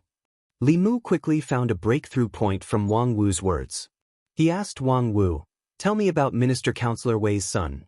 Wang Wu flipped through a few pages of the book and said, "Minister-Counselor Wei's son is called Wei Peng. Because he's the only descendant of the Wei family, he's been doted on since he was young. Therefore, his temper is rather eccentric. Even the sons of other officials aren't willing to play with him. He loves good food and his favorite restaurant is the Floating Fragrance Restaurant. Floating fragrance restaurant. Several constables were drooling over the dishes in front of them. Wang Wu finally couldn't help but ask Li Mu, "Boss, can we eat these dishes?" Li Mu took a bite and said, "Of course, why not? It's public expense." Wang Wu and the others all picked up their chopsticks, looking as if they were going to sweep away all the dishes.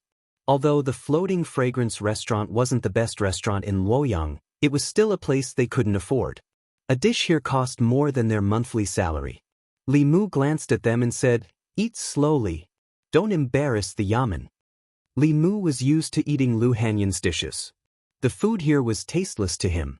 It was just that the ingredients were more expensive, the presentation was more particular, the quantity was extremely small, and the price was exorbitant. If it weren't for the fact that the son of the minister-counselor of the Ministry of Revenue liked to eat here, Li Mu wouldn't have come to this place. In an exquisite private room on the second floor of the floating fragrance restaurant, Wei Peng and a few friends finished eating and walked out of the private room and down the stairs. One of them said as he walked, "I heard that Zhu Tsong was flogged in the Ministry of Justice. Why would the Ministry of Justice do anything to him?" Another person said, "I've heard that Zhu Tsong and a few others were caught riding horses on the streets of Luoyang. He paid the fine and gave the arrestor 100 taels after he got out, saying that he would do it 10 more times. He shook his head and said, Zhu Tsong really thinks that he can do whatever he wants in Luoyang just because his father is the director of the Ministry of Rights. It's fine if it's normal times, but this time he's too arrogant. Isn't he riding on the head of the imperial court? If the Ministry of Justice doesn't punish him, who will?" Another person said, "When it's time to restrain yourself, you have to restrain yourself. Going against the Luoyang Yamen is the same as going against the imperial court." The three of them walked down the stairs. Wei Peng saw that a constable who was eating at the door kept looking at him. His gaze also lingered on him for a while. The next moment, the constable slammed his chopsticks on the table and stood up. He looked at Wei Peng and asked loudly, "What are you looking at?" The others were stunned. Wei Peng was even more confused. He had only glanced at the constable and the constable had put on a provocative posture. This constable's temper was worse than his. He was in a good mood today and did not get angry. Instead, he looked at the constable mockingly and asked, "What's wrong with looking at you?" The constable looked angry and said, "I dare you to look at me again." It was the first time Wei Peng had seen such an arrogant constable. He crossed his arms and said, "What are you going to do?" Bang! The bailiff simply punched him in the face. Wei Peng staggered and was sent flying backwards. A bruise appeared on his eye. Wei Peng was stunned. The people behind him were stunned. The guests, shopkeeper, and waiters of wafting fragrance in were all stunned. He punched someone just because they looked at him a little longer. How could there be such an arrogant person in Luoyang? Even the sons of officials and nobles would have a reason when they bullied others. This constable's reason was a little careless. That said, many of the people present felt quite satisfied with that punch. After all, the person he hit was Wei Peng. Everyone was used to seeing his arrogant and despotic appearance. It was the first time they saw him being bullied.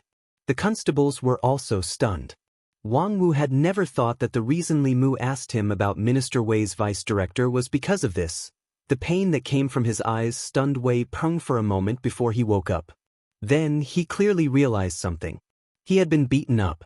He had been beaten up by a constable. The reason the other party had beaten him was because he had looked at him a little longer. He was used to using his power to oppress others. When he went out, he brought 2 guards with him. At this time, the 2 guards also realized what was going on and reached out to grab Li Mu.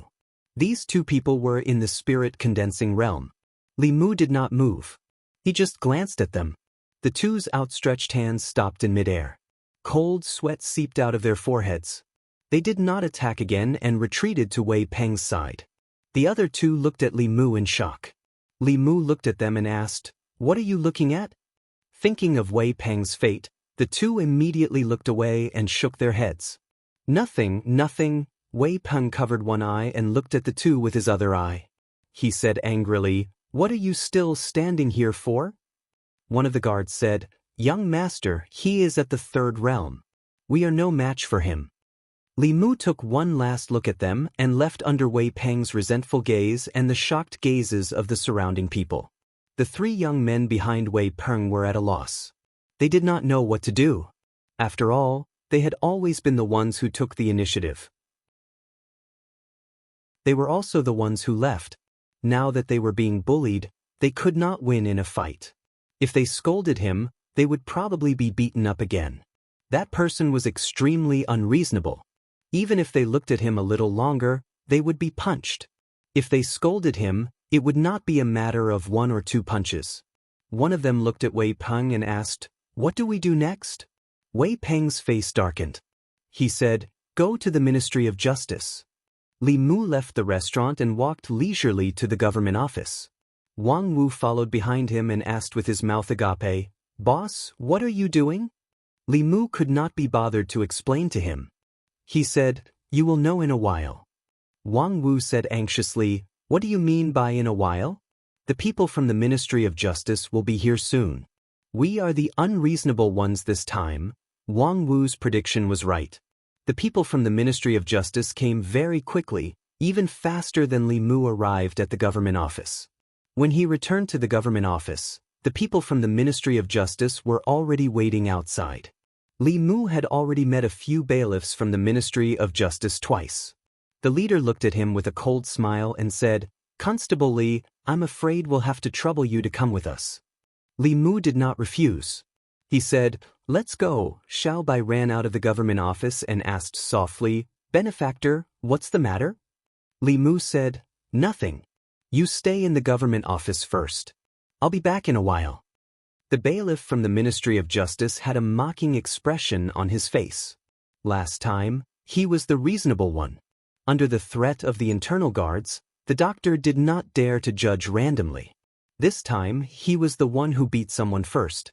The reason was in the Ministry of Justice. As long as the doctor handled the case fairly, he would have to go in standing and come out lying down. Li Mu originally wanted Xiao Bai to stay in the government office, but she insisted on following. Li Mu let her go. It was Li Mu's second time in the court of the Ministry of Justice. The doctor of the Ministry of Justice sat on the top. Wei Peng and his bad friend stood on the side, looking coldly at Li Mu.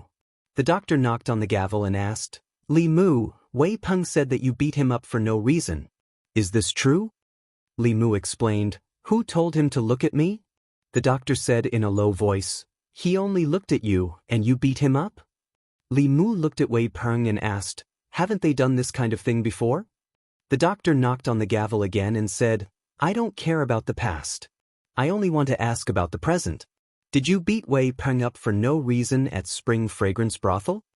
Li Mu nodded and said, "Yes. Since you've admitted to the crime, there's nothing left to interrogate." The doctor sneered and said, "Men, drag him away. Give him 20 beatings and throw him into the Ministry of Justice's prison for 7 days." He looked at Li Mu with satisfaction. Last time, the internal guards were there, and it was Zhu Tsong who made the mistake first. He had no choice but to let him walk out of the government office.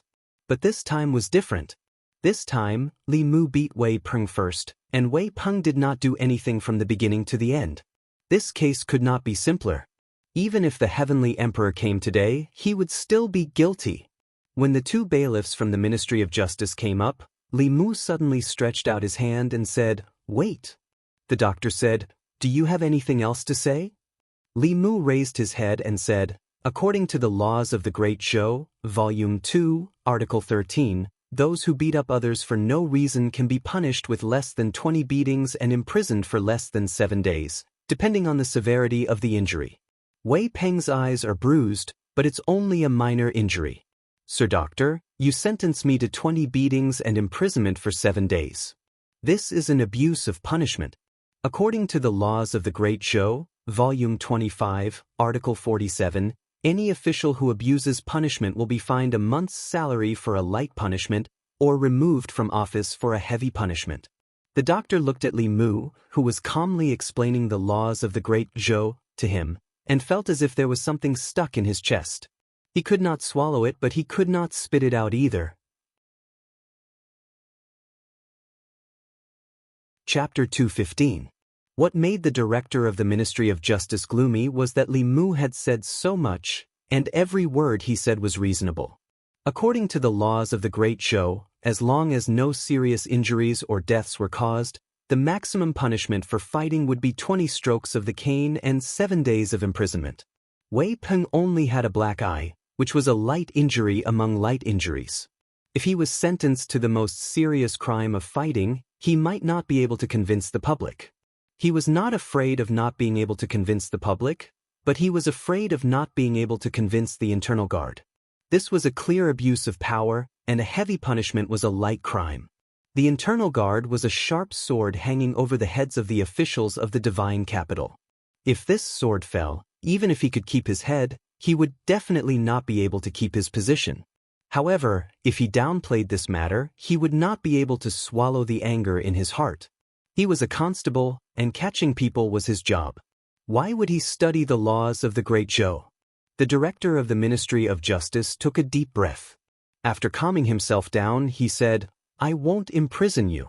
10 strokes of the cane isn't an abuse of punishment, right?" Li Mu nodded. Of course not. After all, the law was only a reference. It could not be so precise as to how a black eye should be punished. As for how the punishment should be, it was up to the judge to decide the punishment according to the actual situation. This was the authority of the judge. The director of the Ministry of Justice waved his hand and said, "Men, drag him out and execute him." He could choose not to imprison him, but he had to beat him. If he did not make Li Mu lose half his life today, he would not be able to appease the hatred in his heart from being humiliated twice. Although this person was a constable, he was still inexperienced. He probably did not know that the bailiffs of the Ministry of Justice had long been trained to be skilled.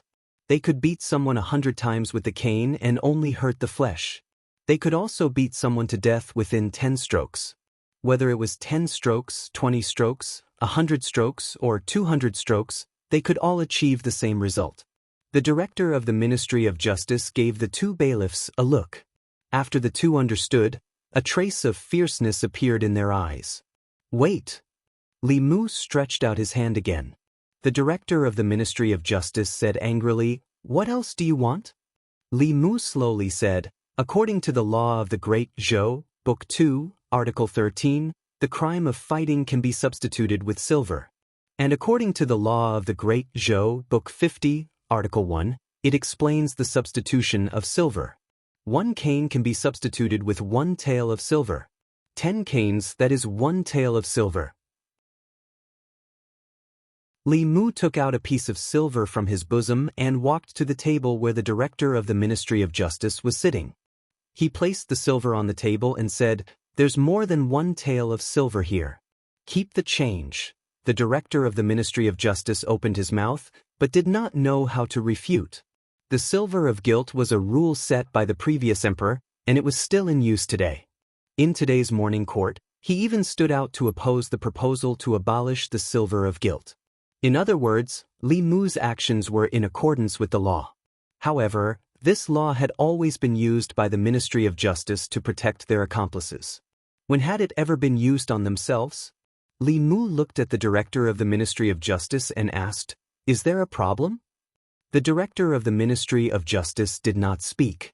He could not deny Li Mu, because denying Li Mu was the same as denying himself. A few hours ago, he was still in court, arguing that the silver of guilt was beneficial to the country and not a tool used by some party for personal gain.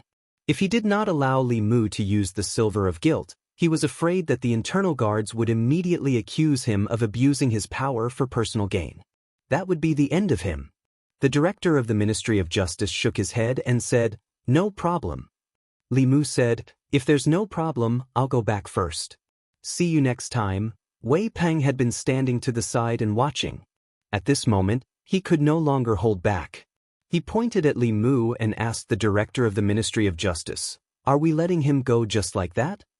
The director of the Ministry of Justice said with a dark expression, "According to the law, he paid the silver and it was enough to pay for his crime." Wei Peng cursed angrily, "Which idiot made this bullshit law? Where is the justice?" Li Mu, who already had 1 foot out of the hall of the Ministry of Justice, pulled back the foot he had taken. He turned around and walked back. He looked at the director of the Ministry of Justice and asked, "Did you hear that?" The director of the Ministry of Justice held his forehead and shook his head. "I didn't hear anything." "I heard it." Li Mu pointed at Wei Peng and said, "He just said which idiot made this bullshit law. The silver of guilt law was made by the previous emperor. Insulting the previous emperor is a great disrespect. According to the law, one should be punished with 100 beatings. Great disrespect referred to disrespect to the sovereign. Disrespect to the previous sovereigns of the Great Zhou was a great disrespect. There was no punishment for this crime.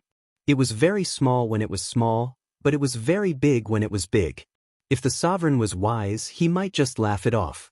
If it was a narrow-minded emperor, this crime alone would be enough to sentence him to death.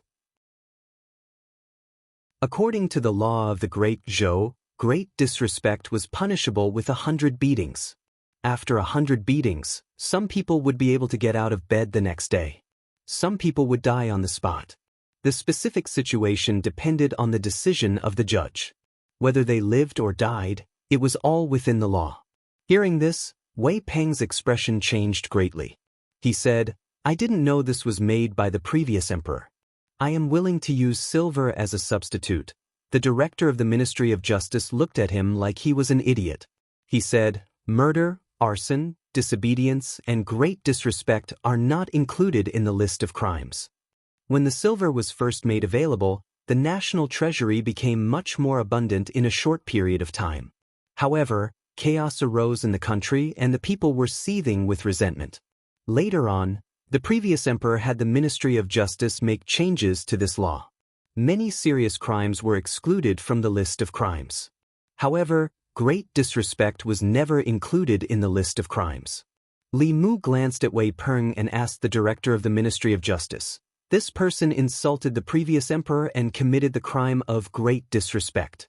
He should be punished with 100 beatings. Do you want him to be beaten here, or should I bring him back to the yamen?" The director of the Ministry of Justice gritted his teeth and said, "There is no need to trouble the yamen with the matters of the Ministry of Justice. 100 strokes would be enough to beat Wei Peng to death." At that time, how would he answer to Minister Councillor Wei? Minister Councillor Wei only had one son in his middle years, and Wei Peng was his only son. If he died in the yamen, he would probably go crazy. Li Mu nodded and said, "Then let's begin. I will leave after watching." The director of the Ministry of Justice gave the two bailiffs a look and said, "Wei Peng disrespected the previous emperor. According to the law, he should be punished with 100 beatings. Carry out immediately." Wei Peng's screams quickly came from outside the hall of the Ministry of Justice. He lay sprawled on a flat stool. Every beatings on his buttocks caused a wave of pain. Although it was not intense, it was unbearable when stacked together. However, at this moment, compared to the physical pain, he felt more wronged. From the beginning to the end, he was a complete victim. Just because he looked at that person a little longer, he was punched. When he arrived at the Ministry of Justice, not only did he not receive justice, he was punished with 100 beatings. Where was the justice? Where was the justice? Was there any law in Luoyang? Wei Peng felt that he was as wronged as Dou. In the hall of the Ministry of Justice, the director of the Ministry of Justice looked at Li Mu and asked, "Do you really want to be enemies with the Ministry of Justice?" Li Mu shook his head and said, "I am only acting according to the law. When have I ever been enemies with the Ministry of Justice? You sent people to bring me here from the yamen. You punished me with beatings and imprisoned me. Now you are saying that I am enemies with the Ministry of Justice. Isn't that just making false accusations?" The director of the Ministry of Justice opened his mouth. After thinking carefully, it seemed like what he said was true. However, it was the Ministry of Justice that had brought him here. Why did he feel like he was being bullied? Li Mu waved his hand at the director of the Ministry of Justice and said, "I'm leaving. See you next time." After being taken advantage of twice, the director of the Ministry of Justice watched Li Mu walk out of the door of the Ministry of Justice once again. He took a deep breath and gritted his teeth as he said to his men, "Don't meddle in his affairs in the future." The two incidents had shown how difficult it was to deal with a bailiff who understood the law. The director of the Ministry of Justice had already understood the principle that it was easier to invite the devil in than to send it away. Out of sight, out of mind. He would not meddle in other people's affairs. If the vice director of the Ministry of Revenue was angry for his son, he could go to the yamen and cause a ruckus. Outside the Ministry of Justice, Wang Wu and several bailiffs were waiting anxiously. Only Xiao Bai had a smile on her face as she glanced at the Ministry of Justice from time to time. Some of the guests of the Wafting Fragrance restaurant ran out of the restaurant without even finishing their food. They wanted to see the show. Wei Peng was a frequent guest of the Wafting Fragrance restaurant. His personality was extremely arrogant and despotic. He had clashed with people several times in the Wafting Fragrance restaurant. In the end, the side that was clearly in the right had to grovel and apologize to him. Everyone had disliked him for a long time. The scene at the Wafting Fragrance restaurant today was simply too satisfying. Unfortunately, the Ministry of Revenue and the Ministry of Justice were in cahoots. That bailiff would probably be carried out after entering the Ministry of Justice. Everyone was thinking this in their hearts. Sure enough, they saw someone being carried out of the Ministry of Justice. They took a closer look. If it wasn't Wei Peng, who else could it be? They then saw the bailiff striding out of the Ministry of Justice. From head to toe, he didn't look like he had been punished at all. The crowd couldn't help but be stunned. Although today's matter made them feel happy in their hearts, it was obvious that Wei Peng had done a lot of evil in the past. Today, he had completely suffered an undeserved calamity. Why was it that when he arrived at the Ministry of Justice, the person who hit the bailiff wasn't injured at all? Instead, the bailiff who was beaten seemed to have been severely punished. Although this kind of thing wasn't rare in the Ministry of Justice in the past, the people who hit the bailiff were all people like Wei Peng. Could it be that the bailiff's background was even deeper than Wei Peng's? Wang Wu and the others were already dumbfounded. They ran forward and asked, "Boss, are you all right?" Li Mu glanced at him and asked, "What can happen to me?" Wang Wu and the others sized up Li Mu from head to toe. Then, they began to look at him with reverence. After hitting the people of the Ministry of Justice, he could make the Ministry of Justice hit his own people again. In the end, he walked out of the Ministry of Justice safely. Other than him, who else could it be? Everything that happened in the Ministry of Justice couldn't escape Xiao Bai's ears. She raised her head and looked at Li Mu with little stars in her eyes. She said, "If benefactor is a fox, he must be the smartest fox." In the Ministry of Justice, the director of the Ministry of Justice paced around the hall and muttered, "Something's wrong. Something must be wrong." A figure stood at the door and asked, "What's wrong?" The director of the Ministry of Justice raised his head and immediately said respectfully, "Lord Assistant Minister." The Assistant Minister of Justice asked, "What's wrong?" The director of the Ministry of Justice scratched his head and said, "The one who hit the bailiff was fine. Instead, the one who was beaten was punished with a cane." What was wrong became right, and what was right became wrong. The Assistant Minister of Justice glanced at him and said indifferently, "According to the law, no one is wrong, but right and wrong are reversed and black and white are mixed up.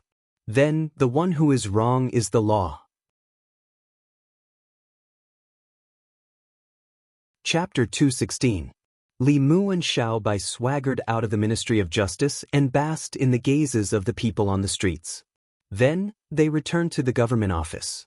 However, the incident at the Aroma Tavern had already spread within a small circle. Did you hear?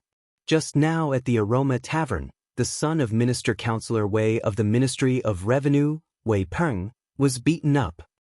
Who would be so daring to do such a thing? Could it be the son of another family? It's the constable of the divine capital. 2 days ago, the son of Minister Zhu of the Ministry of Rights was beaten up by him. Is the constable purposely against these people? Will the Ministry of Justice let him off? There's more to come. After arriving at the Ministry of Justice, Wei Peng was beaten up again, but the constable walked out unscathed. The commoners were happy to see this kind of thing. They were usually bullied by these people. When had they ever seen them being bullied? Just thinking about it made them feel incomparably happy. A young man walked on the streets of the divine capital with a few attendants behind him. Hearing the discussions of the people on the streets, he looked surprised. He said, "I went out to play for a few days and something like this happened in the divine capital?" One of the attendants behind him said, "Minister Counselor Wei and the master are close friends. How could the master let him be beaten up in the Ministry of Justice? It must be the groundless rumors spread by these ignorant people." The young man nodded and said, "I think so too. How could there be such an arrogant person in the divine capital? He dared to beat up the son of an official just by looking at him. Bang! He was walking on the streets when he accidentally bumped into a person walking towards him. It was obvious that the person in front of him had deliberately bumped into him." Yang Xiu frowned and looked at the person.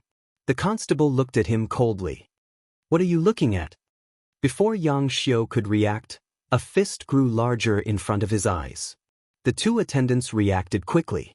One of them blocked the constable's fist, while the other attacked his chest.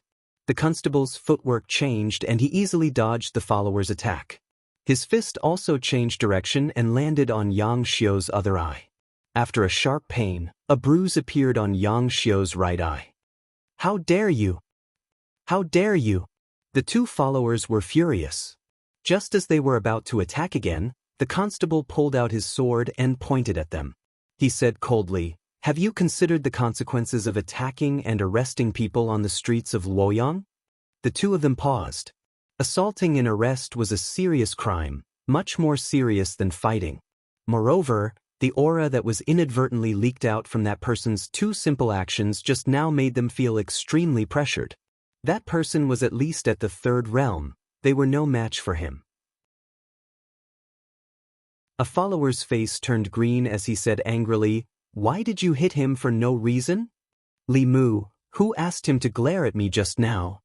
The other person found it hard to understand his logic. "You hit him just because he glared at you?" Li Mu asked, "Half a month ago, wasn't there someone who was beaten up by you just because he blocked his way?" The attendant pointed at Li Mu, speechless for a moment. The young master dared to do this because his father was the director of the Ministry of Justice. Did this insignificant constable have a father who was also a director of the Ministry of Justice? They might not be able to beat him, but they did not dare to either. The attendant said sternly, "As a constable, you hit someone for no reason. Come with us to the Ministry of Justice for trial." They did not dare to attack and arrest people on the streets of Luoyang. However, it was different at the Ministry of Justice. The young master's father was the director of the Ministry of Justice. Even when they were in the wrong, he could let them off the hook. Moreover, they were in the right this time. Li Mu sheathed his sword and swaggered towards the Ministry of Justice. The attendant looked at Yang Xiu and asked, "Young master, are you all right?" He had just returned to Luoyang and was punched by someone. Yang Xiu covered his eyes and said with a dark expression, "Return to the Ministry of Justice." A few attendants followed behind Li Mu. Coupled with Li Mu's constable attire, those who did not know would think that they were the ones who had committed the crime. At this moment, they realized that this person was probably the constable of Luoyang who had made Wei Peng suffer. If he could make Wei Peng suffer in the Ministry of Justice, it meant that he was quite capable. However, their young master was different from Wei Peng. Their young master was the son of the director of the Ministry of Justice. Going to the Ministry of Justice was like going home. How could he be bullied in the Ministry of Justice? Wei Peng followed behind Li Mu and glared at him fiercely. His attendants also looked fierce as if they could already see what would happen to him. Ministry of Justice. The director of the Ministry of Justice was drinking tea in the side hall. He had yet to calm down. As the director of the Ministry of Justice, it was a great humiliation for him to be played by a lowly bailiff in his territory. Whenever he heard Li Mu's name, he would have a headache. Why was there such a lunatic in Luoyang? Soon, a constable came to report that Li Mu was here again. The director of the Ministry of Justice was stunned. He put down his teacup and said angrily, "He only left a few hours ago. Why is he here again?" He knew that Li Mu had come to the Ministry of Justice without fear. If he went out, he would be angered.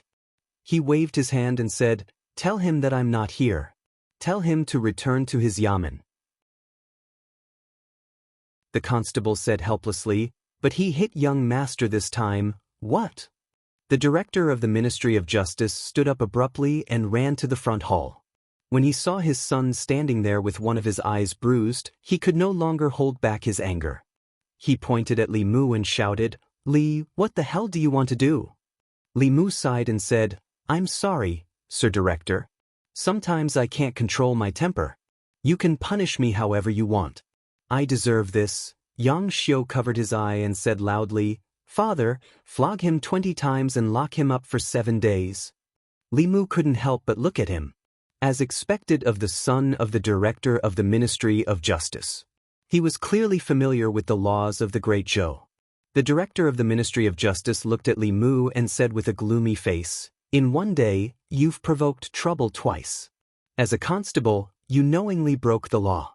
Your crime is even worse. I'm not going overboard with flogging you 20 times, right?" "It's not." Li Mu took out 2 pieces of silver and said, "These are 2 taels of silver. Sir, please keep them well." The director of the Ministry of Justice's eyelids twitched. He said, "You've already used silver to pay for your crime today." Li Mu smiled and said, "The laws of the Great Zhou don't stipulate that I can only pay for my crime once a day. Could it be that Sir Director wants to abuse your power for personal gain because it's your son who's involved in the case?" The director of the Ministry of Justice's eyelids twitched wildly.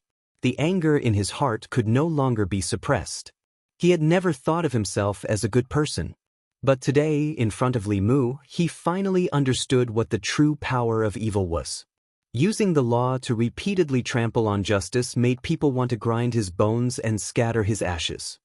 He glared at Li Mu and said through gritted teeth, "Do you really think that you can do whatever you want with money? I've already paid my fine. I'll go back first." Li Mu waved his hand and said, "If nothing unexpected happens, we'll meet again."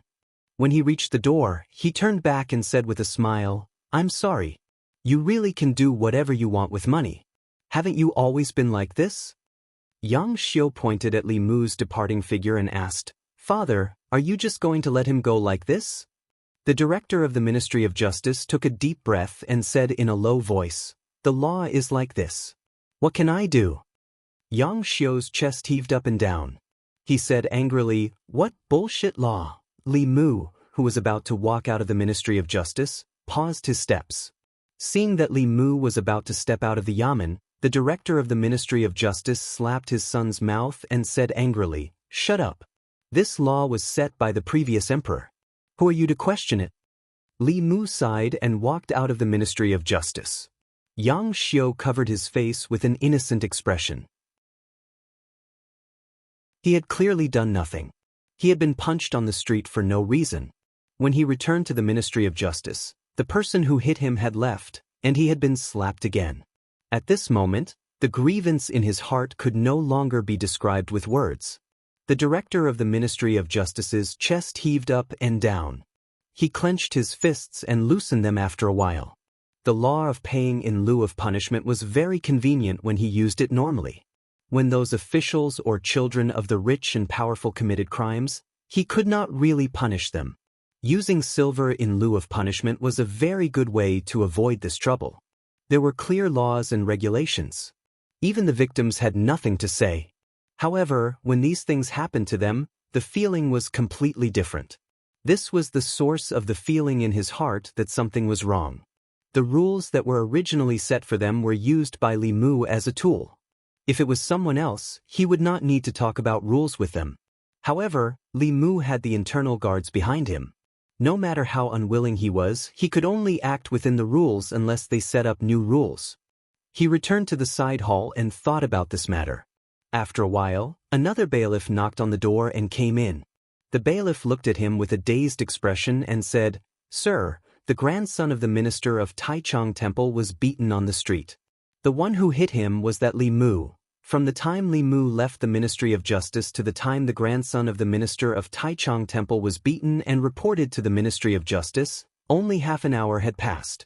The director of the Ministry of Justice held his face with both hands and muttered, "Is he crazy? Beating the son of the director of the Ministry of Rights, the son of the Minister of Revenue, the son of the Director of the Ministry of Justice, and the grandson of the Minister of Taichung Temple. Only a lunatic would do such a thing. At a certain moment, a light flashed through the Director of the Ministry of Justice's mind. The Director of the Ministry of Rights, the Minister of Revenue, the Minister of Taichung Temple, and himself were all strongly against abolishing the Act of Substitution. However, Li Mu used the Act of Substitution to make them suffer unspeakable. Could it be that his true purpose was to abolish the Act of Substitution? However, he was only a lowly bailiff. What good would it do him to abolish the Act of Substitution? No, the first person to propose abolishing the Act of Substitution was the Commandant of Chengdu. Li Mu was the Commandant of Chengdu. Could it be that the Commandant of Chengdu was behind all this?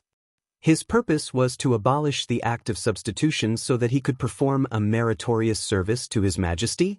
The Director of the Ministry of Justice had a look of realization. He finally realized the truth. Achoo!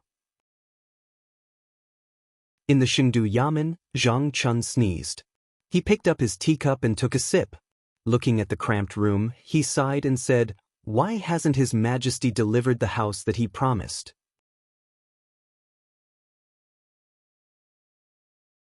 Chapter 217. Li Mu walked on the streets of Luoyang with Wang Wu following behind him. Letting Xiaobai see him beating people up for no reason would hurt his upright image in Xiaobai's heart.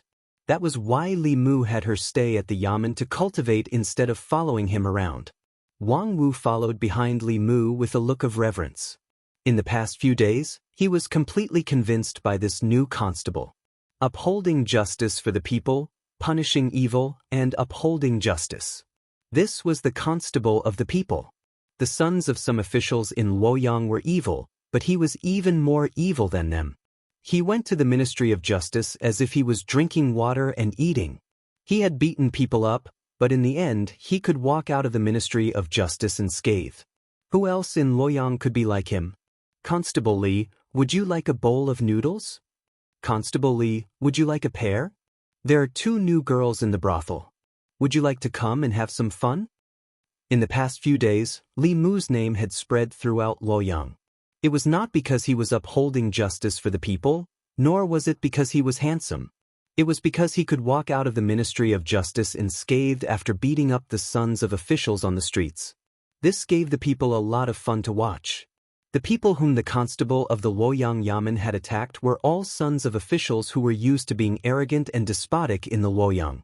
Seeing them being bullied and unable to do anything to Constable Li, the commoners were extremely pleased. Li Mu rejected the brothel madam's invitation. He looked ahead, searching for his next prey.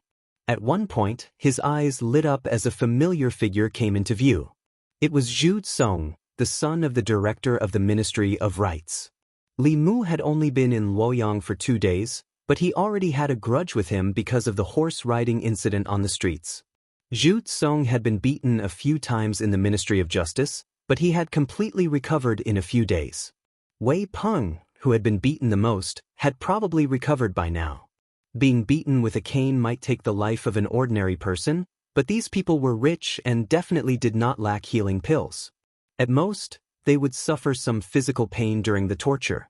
Zhu Song had already seen Li Mu, but he didn't dare to look at him again. Over the past few days, he had investigated thoroughly. Li Mu had internal guards behind him. They were the Empress's lackeys and fangs. Although there were many people in Luoyang who could afford to offend him, it definitely did not include him, whose father was only a director of the Ministry of Rights. He simply turned around, planning to slip away as soon as possible. As soon as Zhu Song turned around, Li Mu appeared in front of him.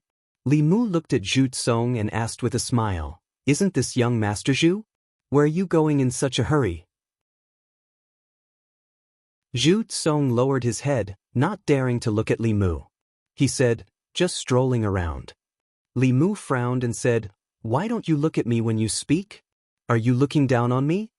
Zhu Song immediately raised his head and said with a sad face, "Arrest her, Li, it was all my fault. I was blind. I shouldn't have ridden on the street and provoked the imperial court. I won't do it again. Please forgive me." Li Mu looked at Zhu Song, stunned for a moment. If Zhu Tsong was as arrogant and despotic as before, beating him up would not be a big deal. But he suddenly turned over a new leaf and admitted his mistake. If Li Mu beat him up again, he would be in the wrong. A prodigal who turned over a new leaf was more precious than gold. If he could really repent in the future, he would be spared a beating today. Li Mu waved his hand and said, "Behave yourself in the future. Let's go." "Thank you, Arrestor Li." Zhu Tsong did not hesitate and quickly left. Li Mu sighed regretfully and continued to search for his next target. Suddenly, the sound of hurried horse hooves came from behind. Li Mu looked ahead and saw a young master riding on a horse. He crossed the road, causing the people to run away in panic. Riding on horses on the streets of Luoyang was common, but it was not so common. This was the second time Li Mu had seen it. He was about to chase after the young master when he felt something on his leg. He looked down and saw Wang Mu hugging his leg tightly. Li Mu asked, "What are you doing?" Wang Mu said bitterly, "Boss, we can't go. We can't afford to offend this person." Given Wang Mu's eyesight after following Li Mu for the past few days, he should already know who they could afford to offend and who they could not. Even in such a situation, Li Mu was still so determined to drag Li Mu along. This showed that this person's background was indeed not small. Li Mu asked, "Who is he?" Wang Mu said, "A disciple of the Zhou family." A disciple of the Zhou family. Although there were only 4 words, it was very important in the hearts of the people, officials, and nobles in Luoyang. Although the royal family had no relatives, and since the empress ascended the throne, the relationship with the Zhou family was not as close as before. But now, the Zhou family was undoubtedly the #1 family in Great Zhou. The Zhou family and their vassal forces controlled half of the imperial court. The Zhou family's ancestor was a peak 6th realm cultivator. The family recruited countless cultivators, including Dongxian. In Luoyang, even the Shao family was inferior to the Zhou family. Lord Zhang had once warned Li Mu that the Zhou family was first among the people and forces that he could not afford to offend in Luoyang. Even if Li Mu had internal guards behind him, he could not afford to offend this family. Wang Mu hugged Li Mu's leg tightly and said, "Boss, listen to me. This is really not something we can afford to offend." Li Mu knew very well that he could be arrogant in front of the sons and grandsons of rank 5 and 6 officials in the name of internal guards. But he did not have the right to be arrogant in front of these people. In the end, before he had absolute strength and power, he was just someone who bullied the weak and feared the strong. He walked a few steps and soon saw his next target. It was a young man dressed in luxurious clothes. He seemed to have drunk a lot and walked on the street drunk. Occasionally, he would smile at the girls passing by, causing them to cry out in surprise and hurriedly move away. An old man was following behind him at a distance that was neither too far nor too close. He should be a bodyguard. Wang Wu followed Li Mu's gaze. His hands, which had already let go of Li Mu's thighs, hugged him again. He said helplessly, "Lord, this is also not something we can afford to offend." Unlike riding a horse on the street, being drunk was not a crime. Smiling at women while drunk was not a crime. If it was not for the fact that he was usually arrogant and domineering in Luoyang and bullied the people, Li Mu would not have taken the initiative to offend him. He was just curious about the background of this young man who had a 5th realm guard. He looked at Wang Mu and asked, "Who is this?" Wang Mu said, "Crown Prince Ping, the former Crown Prince's cousin. He's from the Shao royal family." The former Crown Prince usually referred to the previous emperor of the Great Zhou. However, he had only been on the throne for less than a month before he died. The people and officials of Luoyang did not call him the former emperor. According to Lord Zhang's reminder to Li Mu, the Shao royal family was ranked 2nd, just below the Zhou family. The Great Zhou court had been swayed by these two forces since 3 years ago. The Shao royal family wanted to regain the emperor's aura after the empress abdicated and return the power of Great Zhou to the right track. The Zhou family wanted the empress to pass the throne to the Zhou family's descendants and change the surname of the Great Zhou royal family. These two forces had an irreconcilable fundamental conflict. Among the various forces in Luoyang, some leaned toward the Shao family, some leaned toward the Zhou family, some leaned toward the empress, and some remained neutral. Even though the Zhou family and the Xiao family were locked in a fierce battle in court, they would try their best to avoid offending each other outside of court. Some people could not be offended for the time being. Those who could be offended had been in seclusion for the past 2 days. Li Mu waved his hand and said, "Forget it. Let's return to the court." Ministry of Justice. Several officials gathered together. The atmosphere was rather gloomy. Preposterous. Too arrogant. Lawless. Simply lawless. The director of the Ministry of Justice looked at the furious director of the Ministry of Rights, the minister-counselor of the Ministry of Revenue, the minister of Taichung Temple, and a few other officials. He rubbed the space between his eyebrows but did not speak. His son had been beaten 100 times and had not fully recovered even now. His concubine had been causing trouble at home every day. The minister-counselor of the Ministry of Revenue looked angrily at the director of the Ministry of Justice and asked, "Sir Yang, don't you have a way to deal with that Li Mu? What can I do?" The director of the Ministry of Justice had been extremely irritated these past 2 days. Seeing that the minister-counselor of the Ministry of Revenue was vaguely blaming him, he said impatiently, "The Ministry of Justice is the Ministry of Justice of the Great Zhou, not my Ministry of Justice. When the officials of the Ministry of Justice do things, they have to abide by the law. Although that Li Mu is arrogant, everything he does is within the law. What do you want me to do?" The director of the Ministry of Rights said, "Is there really no way at all?" The director of the Ministry of Justice said angrily, "That brat is more cunning than a fox. He is more familiar with the laws of the Great Zhou than I am. He also has the internal guards behind him. Unless the silver is abolished, no one can deal with him." Everyone looked at each other. They could all see a strong sense of helplessness in each other's eyes. In the past, when their children got into trouble, they were the ones who were in the wrong. They thought about how to use the Ministry of Justice to turn big problems into small ones and small ones into nothing. But these past few days, the ones who were bullied were them. They were clearly officials of the imperial court. Their children were bullied, but they could not use the law to punish the culprit. The feeling of not being able to use the law to punish the culprit made them extremely depressed. The minister of Taichung Temple asked, "Is there no other way besides abolishing the silver?" The director of the Ministry of Justice shook his head and said, "No. Changing the law had always been the responsibility of the Ministry of Justice." The minister of Taichung Temple asked again, "What did the minister and the minister say?" The director of the Ministry of Justice said, "The two of them are busy every day. Why would they care about such a small matter? To them, the matter of paying for the crime was a big matter. However, to the assistant minister and the minister, helping the Xiao royal family regain their power was the most important thing. An insignificant change to a law was simply not worthy of their special attention." The minister-counselor of the Ministry of Revenue gritted his teeth and said, "They must be doing this to abolish the silver law." Those who opposed the abolition of the law in the imperial court that day all suffered such revenge. The director of the Ministry of Rights asked, "Who was the one who sent the letter proposing the abolition of the silver law?" The director of the Ministry of Justice said, "The commandant of the divine capital, Zhang Chun." The minister-counselor of the Ministry of Revenue suddenly slammed the table and said angrily, "That damned Zhang Chun. He actually set up such a trap for us. I will never forgive him."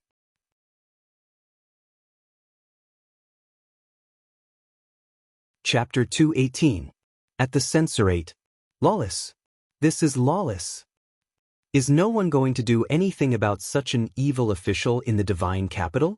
Imperial censors, are you going to watch the divine capital be turned into a mess by this person? The officials whose families' juniors had been bullied gathered at the entrance of the censorate to block the entrance of the censorate. The censorate's door was shut tight and did not let them in. After shouting at the door for a while, Incensorate poked his head out of the wall and said to them, "Dear censorates, this is the Ministry of Justice's matter. You should go to the Ministry of Justice's yamen." An official said angrily, "The Ministry of Justice told us to look for you, but you're looking for the Ministry of Justice. Who should we look for?" The censorate said, "I'm sorry. The censorate is only in charge of monitoring matters. You should report this to the Ministry of Justice. The official gritted his teeth and said, Is the censorate not going to report such an evil official? The censorate on the wall said regretfully, This person's actions did not violate any law. It's not within the scope of the censorate's impeachment. Then, he jumped off the wall and looked at his colleagues in the courtyard. He smiled and said, I wonder who thought of this idea. It's amazing, one of the censorates mocked. Now you want us to impeach him. Back in the imperial court, I wonder who was the one who strongly opposed the abolition of the scapegoat silver. Now that it's their turn, why did they change their attitude? Another censorate smiled and said, This is called shooting yourself in the foot. This Commandant Jiang can even think of such an idea. He's a genius. Many officials in the censorate disliked the scapegoat silver law. Every once in a while, the imperial court would discuss the abolition of the scapegoat silver. However, due to the protection of the officials outside, the censorate's suggestion was rejected time and time again. In the end, the officials did not care who made the suggestion. The result was the same anyway. This time, many people did not know who submitted the scapegoat silver. However, after the incident in the divine capital, Wei Zhangquan's name was known by everyone. To be able to come up with a method of using violence to curb violence, using evil to curb evil, and making some people who defended the silver law of substitution suffer the consequences of their own actions. Anyone who heard this would have to say that they were impressed. In the current imperial court, there weren't many good officials who were dedicated to the people, dared to fight against evil forces, and didn't adhere to the rules. I'm not. I didn't. Don't speak nonsense. Inside the divine capital Yamen, Zhang Chun's face was filled with shock. He shouted, What does this have to do with me? Deputy Constable Sun said with a smile, Sir, you don't have to hide it anymore. Who doesn't know that you were the one who sent the letter proposing the abolition of the substitute silver? You were also the one who instigated Constable Li's actions. Zhang Chun opened his mouth and was speechless for a moment. He was the one who handed the memorial to Li Mu, and Li Mu was his subordinate. It was reasonable for others to have such a guess. But the problem was that he had only handed over the letter to buy a big house for his wife and daughter. He did not instruct Li Mu to do those things. In the end, not only did he not get the house, but he also became a scapegoat. This was purely a case of yellow mud falling into one's crotch. He couldn't explain it even if he wanted to. When he thought about how he had unknowingly offended so many officials and dignitaries, Zhang Chun was furious. He said angrily, Go and find Li Mu for me. After a while, Li Mu came to the back of the yamen. Zhang Chun gritted his teeth and said, Look at what you've done. Li Mu was worried about not being able to find the target. He came back to his senses and asked, What's the matter? Zhang Chun said angrily, You're still playing dumb with me. They all think that I'm the one who instigated you to do this. What? Li Mu was shocked. He had worked hard to find the target and repeatedly used violence. He didn't hesitate to destroy the perfect image in Xiao Bai's mind. All this was to establish an image in the eyes of the people as a constable who didn't fear the strong and dared to fight against evil forces for the sake of the people's well-being. In this matter, he was definitely the number one person. When this matter was settled, all of the people's psychokinesis would be targeted at him. He was the one who did all the dirty work. Lord Zhang was just drinking tea in the yamen and took away the fruits of his labor. He was demoted from the number one person to the number two person. Was there any justice in this world? He stole the fruits of Li Mu's victory without much effort and gained the love and respect of the people. How could he be blamed for it? Zhang Chun was stunned when he saw the change in his expression. He asked, You're still not willing to let me take the blame for you? Li Mu said indignantly, I worked hard to go against those officials and took the risk of being beaten and imprisoned in order to obtain psychokinesis from the people. Lord Zhang obtained all of this just by drinking tea in the yamen. You're still not willing? The two of them looked at each other and saw the indignation in each other's eyes. Li Mu didn't expect that he would suffer retribution so soon after stealing Lord Zhang's psychokinesis. Zhang Chun also didn't expect that he would offend so many officials in Luoyang just because he wanted to move to another residence. He had to bear a burden that his life couldn't bear. Li Mu sighed in the end. He was just a small constable. Even if he wanted to take the blame, he didn't have the right to do so. Zhang Chun also sighed. He didn't want to offend people or cause trouble, but the people he offended this time were more than the people he had offended in his 10 years as an official. In the Ministry of Justice, the Minister-Counselor of the Ministry of Revenue, the Minister of the Ministry of Rights, the Minister of the Ministry of Justice, the Minister of the Taichung Temple, and the others also sighed. The Minister-Counselor of the Ministry of Revenue said unwillingly, "Is there really no other way?" The Minister of the Ministry of Justice said, "There's no other way except to amend the law and abolish the Silver of Guilt." In the past, the Silver of Guilt Act was their umbrella of protection. Now, the Silver of Guilt Act was their death warrant. With Li Mu's arrogance, if this law wasn't abolished, their families' juniors wouldn't be able to leave their homes in the future. If they were caught by Li Mu outside, they would inevitably be beaten up. Unless they could hire a fourth realm cultivator to guard them at all times, but the price they had to pay was too great. How could they afford to hire a middle realm cultivator? Li Mu and Zhang Chun's goal was clear. If the Silver of Guilt Act wasn't abolished, his actions wouldn't stop. The Minister-Counselor of the Ministry of Revenue suddenly said, "Can you add a restriction to this law? For example, if you want to use the Silver of Guilt Act, you must be an official." The Minister of the Ministry of Justice shook his head and said, "That's impossible. This will destroy the foundation of the people's hearts in Great Zhou. Her Majesty won't agree, and most of the court officials won't agree either." Although the old party and the new party argued endlessly in the court, there were only disagreements over the succession of imperial power. Neither the new party nor the old party wanted to completely destroy the foundation of the people's hearts in Great Zhou. No one was willing to take over a Great Zhou whose foundation was destroyed. Of course, Her Majesty the Empress wouldn't agree to such a ridiculous thing for the sake of the people's hearts. Abandoning the idea of restricting the Silver of Guilt Act, the Minister-Counselor of the Ministry of Revenue thought of his son who was still lying in bed at home and sighed. He raised his head to look at everyone and asked tentatively, "Why don't we abolish it?" The Minister of the Ministry of Rights thought for a moment and nodded. "I agree. This can't go on." The Minister of the Taichung Temple thought of his precious grandson's bruised eyes. After thinking for a moment, he also sighed and said, "In any case, this law is useless to us. If we don't abolish it, it will only become something that Li Mu can rely on. It's extremely disadvantageous for us."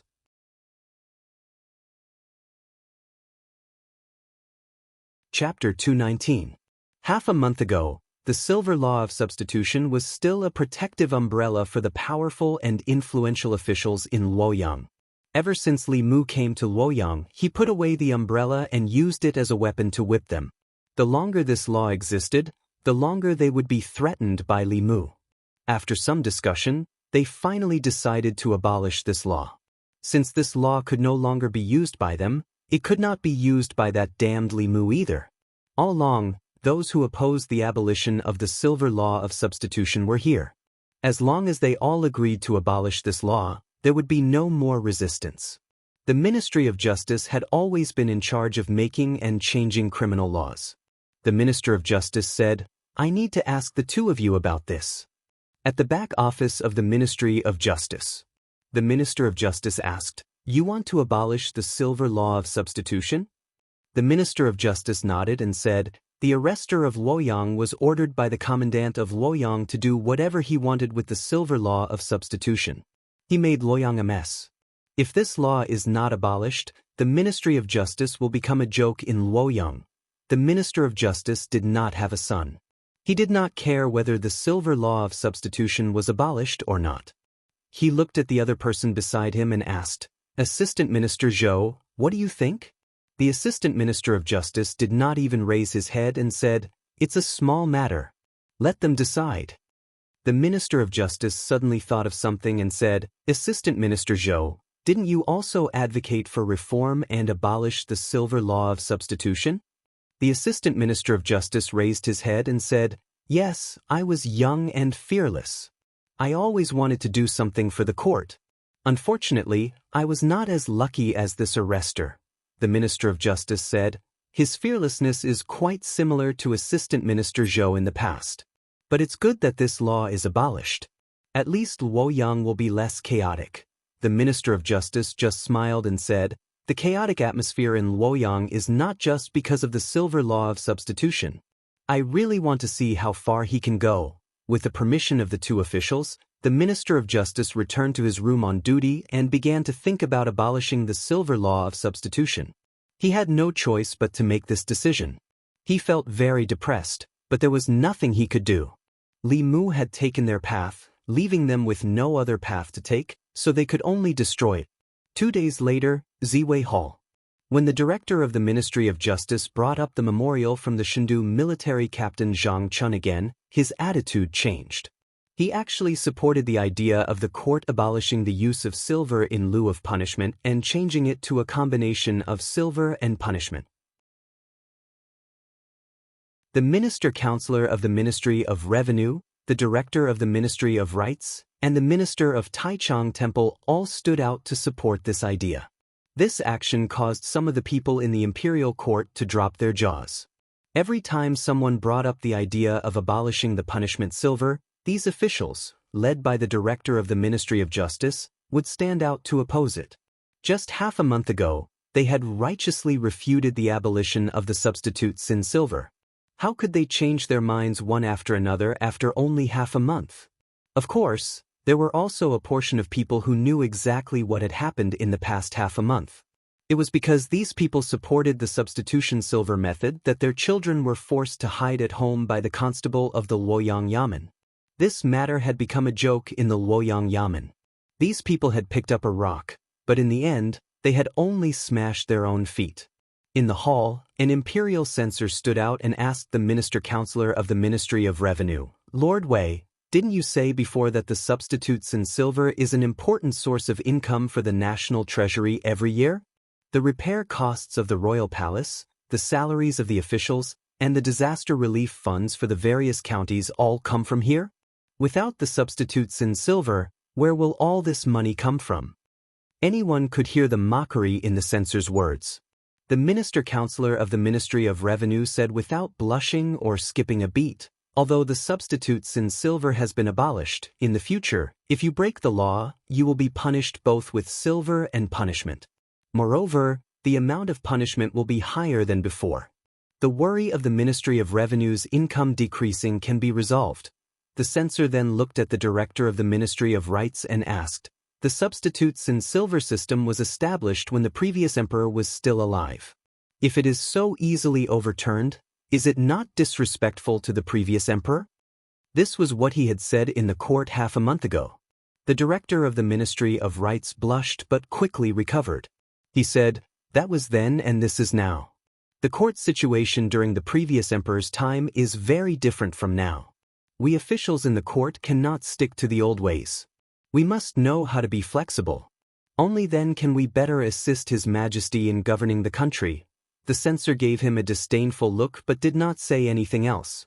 After all, the abolition of the substitutes in silver was beneficial to the people. A few words of mockery were enough.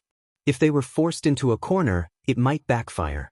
Behind the curtain, the young female official slowly said, does anyone have any objections to the abolition of the substitutes in silver? There was complete silence in the hall. Even the officials who usually opposed the law had turned to support the abolition. Even if the others did not want to, they would not stand out and express their selfishness. After a moment, the young female official said, since no one objects, the Ministry of Justice will immediately abolish the law. From now on, anyone who breaks the law will not be able to use silver as a substitute. Luoyang Yamen. Mr. Mei held the imperial edict in his hand and read it aloud. Zhang Chun, the military captain of Luoyang, diligent and loyal to the people. He will be granted an official residence and become the minister of Luoyang.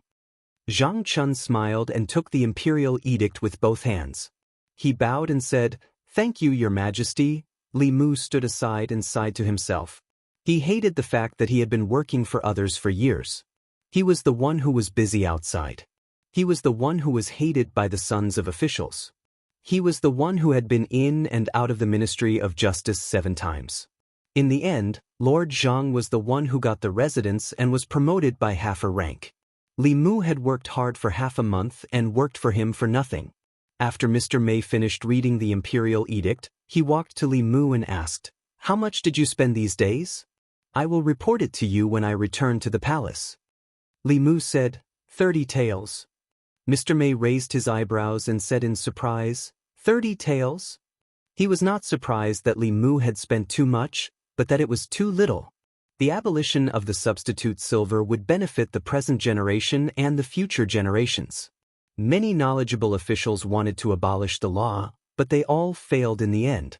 It was obvious how difficult it was to do it. She was prepared to spend 3,000 or even 30,000 taels. She did not expect Li Mu to spend 30 taels. Li Mu nodded and repeated, "It was 30 taels. Most of it was spent in the Ministry of Justice. If it was not for the meal at the fragrance restaurant, 20 taels would have been enough." The most effective way to deal with evil people was to be even more evil than them. If you wanted to force the Ministry of Justice to submit, then you had to go their way and leave them with no way out. As long as you found the right way, the money was secondary. In the imperial garden of the palace, the empress was admiring a budding peony among the flowers. She said softly, 30 taels? Official Mei bowed slightly and stood behind her. He smiled and said, "In the past half a month, he has used the silver law of guilt substitution to its maximum. He only used 20 taels to beat up the sons of the officials from the Ministry of Revenue, the Ministry of Rights, and the Ministry of Justice.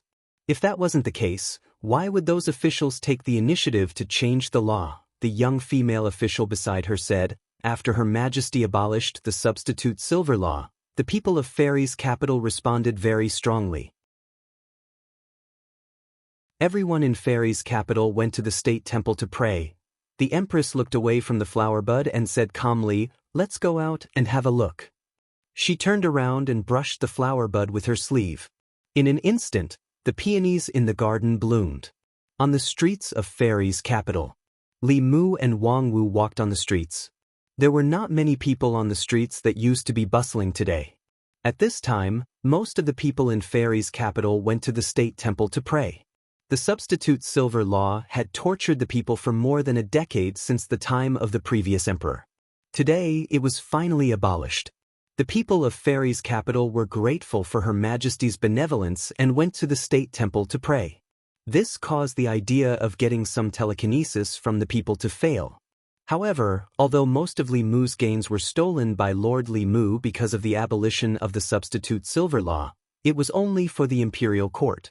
The people's trust in Li Mu would not decrease. This was all because of his punches on the streets of Fairy's capital. From afar, Li Mu saw a group of people coming from afar. They were all familiar faces to Li Mu.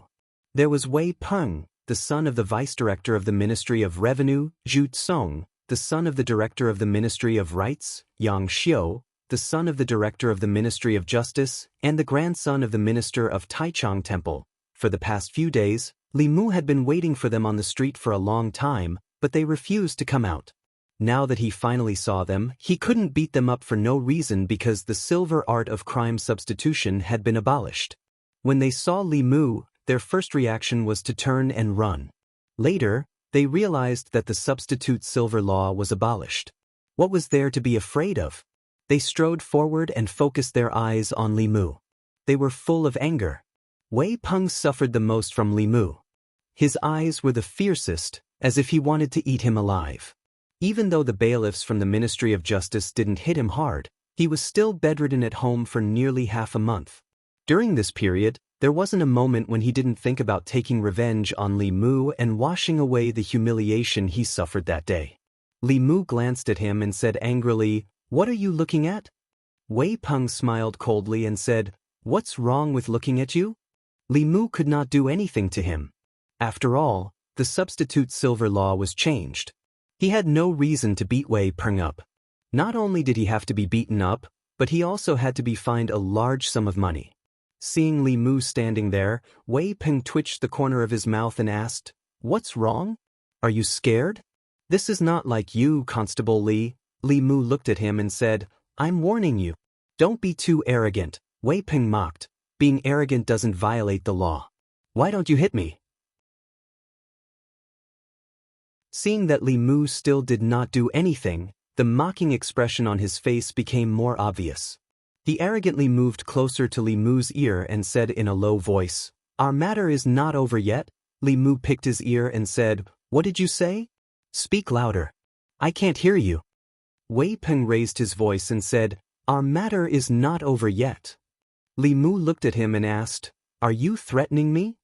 Wei Peng laughed coldly and said, "So what if I'm threatening you? Is it against the law?" Everyone had mocking expressions. Only Yang Xiu, the son of the director of the Ministry of Justice, was stunned in place. In the next moment, he said in shock, "Wei Peng, shut up." As the son of the director of the Ministry of Justice, he had a much deeper understanding of the laws of the Great Zhou than Wei Peng and the others. Using words or violence to threaten and intimidate an official of the imperial court was truly against the law. If the circumstances were minor, they would be detained for 5 days or less. If the circumstances were serious, they would be detained for 5 days or less and be fined money. Yang Xiu wanted to remind Wei Peng, but it was already too late. "You don't know, right? Threatening me is really against the law." Li Mu looked at Wei Peng and shook his head. "Let's go and sit in the yamen. In the future, remember to read more books. There's no harm."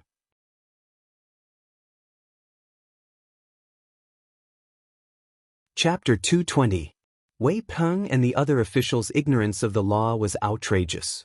According to the laws of Great Zhou, threatening, insulting, and slandering others were not serious crimes. However, if they caused a certain degree of harm to the person involved, they would still be fined and imprisoned. Officials and bailiffs were all government officials. Threatening a government official was an additional crime. Li Mu had kindly taught Wei Peng this law. Wei Peng was still in disbelief. He looked at Yang Xiu and asked, "Is what he said true?" Yang Xiu nodded helplessly and said, "It's true." Wei Peng's face paled. He squeezed out a smile and said, "I was just joking." Li Mu's face darkened. He said, "Do I look like I'm joking with you?" Wei Peng turned and ran without hesitation. Just as he was about to leave, Yang Xiu grabbed his arm tightly. Wei Peng turned around and said angrily, "What are you doing?" Yang Xiu gritted his teeth and said, "You idiot. You can only be detained for 5 days if you threaten a government official. Resisting arrest and running away is not a matter of 5 days." Li Mu looked at him again. As expected of the son of the director of the Ministry of Justice, his awareness of the law was much stronger than Wei Peng's. Wei Peng stood there in a daze. His face was full of regret. Li Mu glanced at him and said, "What are you standing there for? Let's go." He held Wei Peng's arm behind his back and walked toward the Luoyang Yamen. Yang Xiu looked at Zhu Tsong and said, "Isn't Minister Counselor Zheng of the Ministry of Rights also the Minister of Luoyang? Go and invite him. Maybe Wei Peng won't have to go to jail." Zhu Tsong shook his head and said, "It's no use. His Majesty just decreed that the Minister of Luoyang will be promoted to the Minister of Luoyang. Minister Counselor Zheng will no longer be the Minister of Luoyang." Yang Xiu sighed and said, "Then there's nothing we can do." A moment later, in the prison of the Luoyang Yamen, Wei Peng sat in the prison. His face was extremely pale. No one knew whether it was because of fear or anger. Yang Xiu looked at Wei Peng in the cell and said, "There's no other way. You caused trouble first. My father can't save you. I can only wrong you to stay here for a few days. If you need anything, I'll buy it for you." Wei Peng gritted his teeth and said, "I want a copy of The Law of Great Zhou."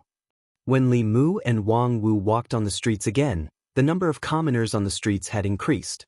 He had only been in Fairy's capital for a month, but the feeling he got when he stood on the streets of Fairy's capital was completely different from before. When he first came to Luoyang, the people he met on this street did not help the elderly when they fell, nor did they help when they encountered injustice. Their gazes were indifferent and their expressions were numb. They were very wary of each other. Now, Li Mu could no longer see much indifference and numbness on their faces. On the surface, The abolition of the silver of guilt law placed the officials and nobles of the divine capital on the same level as the common people. This was the first time in more than a decade that the people of the divine capital were united like never before. This was naturally beneficial to maintaining the stability of the country. It was also beneficial to Li Mu. Although he was not well known in Fairy's capital, there were still many people who could recognize him when he walked on the streets. As Li Mu walked, a steady stream of psyche power gathered on his body. If he did a few more good deeds that pleased the people, their trust in him would gradually turn into love and respect. This would allow his 7 emotions to be fulfilled. The shopkeeper of the noodle stall poked his head out of the shop and said to Li Mu, "Constable Li, would you like to sit down and have a bowl of noodles?" It was mealtime. This noodle stall was very tasty. The constables of the yamen often patronized this stall. Li Mu sat down beside the stall and said, "2 bowls of noodles, please." The shopkeeper quickly brought out 2 bowls of steaming hot noodles from the shop and said, "I knew it. Constable Li must have a reason for beating up those official sons. Now that the silver of guilt law has finally been abolished, it's good that it was abolished.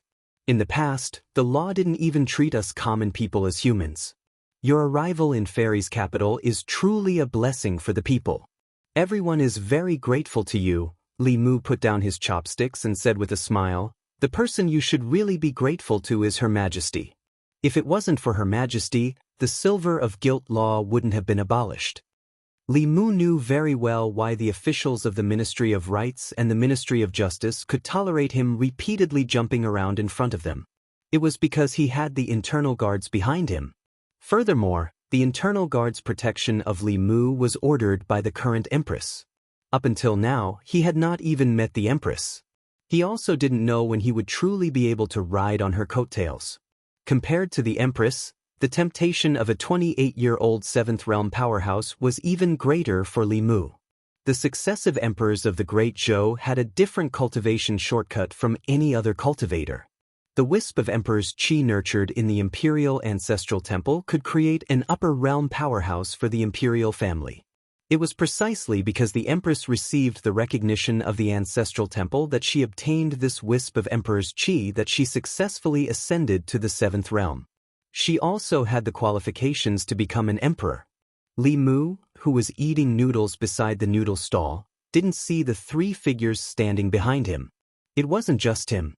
None of the passers-by on the street saw them.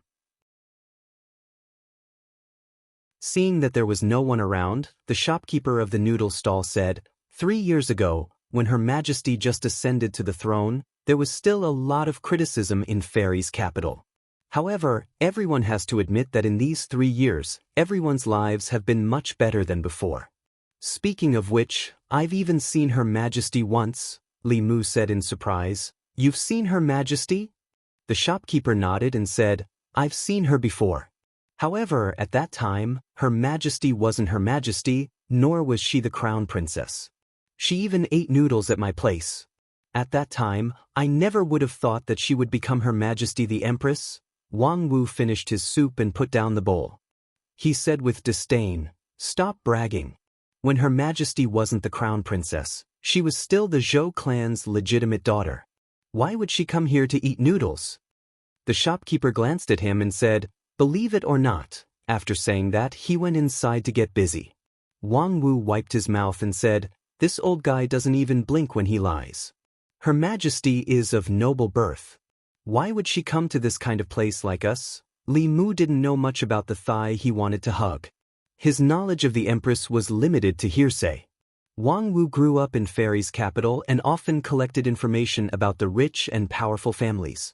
Perhaps he knew more than Li Mu. He looked at Wang Wu and asked, How much do you know about Her Majesty? Speaking of this matter, Wang Wu began to talk non-stop. That's a lot. Her Majesty is the youngest daughter of Grand Tutor Zhou. She is devastatingly beautiful and has a very high cultivation talent since she was young. When she was 20 years old, she had already entered the 5th realm. Devastatingly beautiful? Li Mu said suspiciously, Didn't they say that after she married the crown prince, he didn't like her? If she's so beautiful, why wouldn't he like her? In Li Mu's subconscious mind, although the Empress' cultivation was high, She shouldn't be that beautiful. Otherwise, why would she still be a virgin when she became the empress?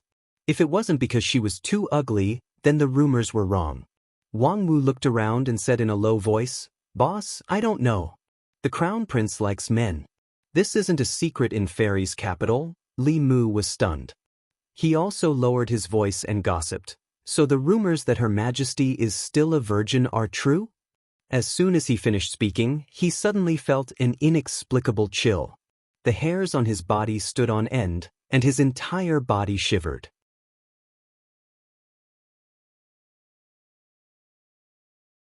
Chapter 221.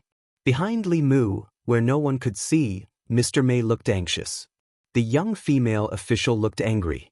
Finally, a beautiful woman with a noble temperament glanced at him. The next moment, 3 figures appeared in the imperial garden of the imperial palace. The young female official's face was livid. She said coldly, "This person is audacious. How dare he criticize Her Majesty behind her back? I'll put him in the internal guard prison right now." Mr. Mei opened his mouth. He wanted to plead for Li Mu, but he didn't know what to say. Criticizing Her Majesty behind her back was a serious crime if she wanted to punish him. The beautiful woman's expression was calm. She didn't seem angry. She said lightly, "Forget it. He just made a great contribution to abolishing the act of substitution. If he is imprisoned, how will he explain it to the people? Since he has contributed to the great show, I'll spare him this time." Since the Empress had spoken, the young female official couldn't say anything else. Mr. Mei breathed a sigh of relief. He said, "Your Majesty is merciful." The Empress said, "You can leave now. I want to admire the flowers alone." The Empress spoke again. The 2 of them bowed and said, "We'll leave now." The 2 of them turned and walked out of the imperial garden. In the imperial garden, the graceful and noble temperament of the beautiful woman was gone. Her pretty face was cold. She stomped her feet and gritted her teeth. "I'm so angry." The next moment, her figure disappeared again. Li Mu returned to the yamen and went home with Xiao Bai. There were many versions of the gossip about the Empress in Luoyang. However, she lived in the depths of the imperial palace for a long time. Even when she went to court, there would be a curtain blocking her. Even the ministers of the court had never seen her face. Therefore, Li Mu had no way of knowing whether she was tall or short, fat or thin, beautiful or ugly. However, Li Mu didn't care about that. As long as she had money and power and could provide him with cultivation resources, it was fine. When he returned home, Li Mu checked the formation he had set up. He didn't find any signs of it being invaded. He had offended too many people this time around. Just in case, it was better for him to find some time to buy some materials to reinforce the formation and raise its prowess to another level. After all, the divine capital wasn't like the North County. A Zhu Shun cultivator was already considered a strong cultivator in the North County, but in the divine capital he was just an ordinary follower of the officials. Only in the middle realm would the situation improve. There were still very few cultivators in the 6th realm. At this level, breaking through to the upper 3 realms was often the only goal they pursued. It was very difficult for the imperial court to use them. The 5th realm was the cornerstone of the imperial court, but they were not people that the minor officials Li Mu had offended could order about. He only needed to increase the power of the formation by 1 level so that it could trap a 4th level cultivator. As Li Mu was thinking this, he suddenly tripped and lost his balance, falling to the ground. Xiao Bai froze for a moment, then immediately ran over and helped Li Mu up. Li Mu patted the dust off his clothes and looked back.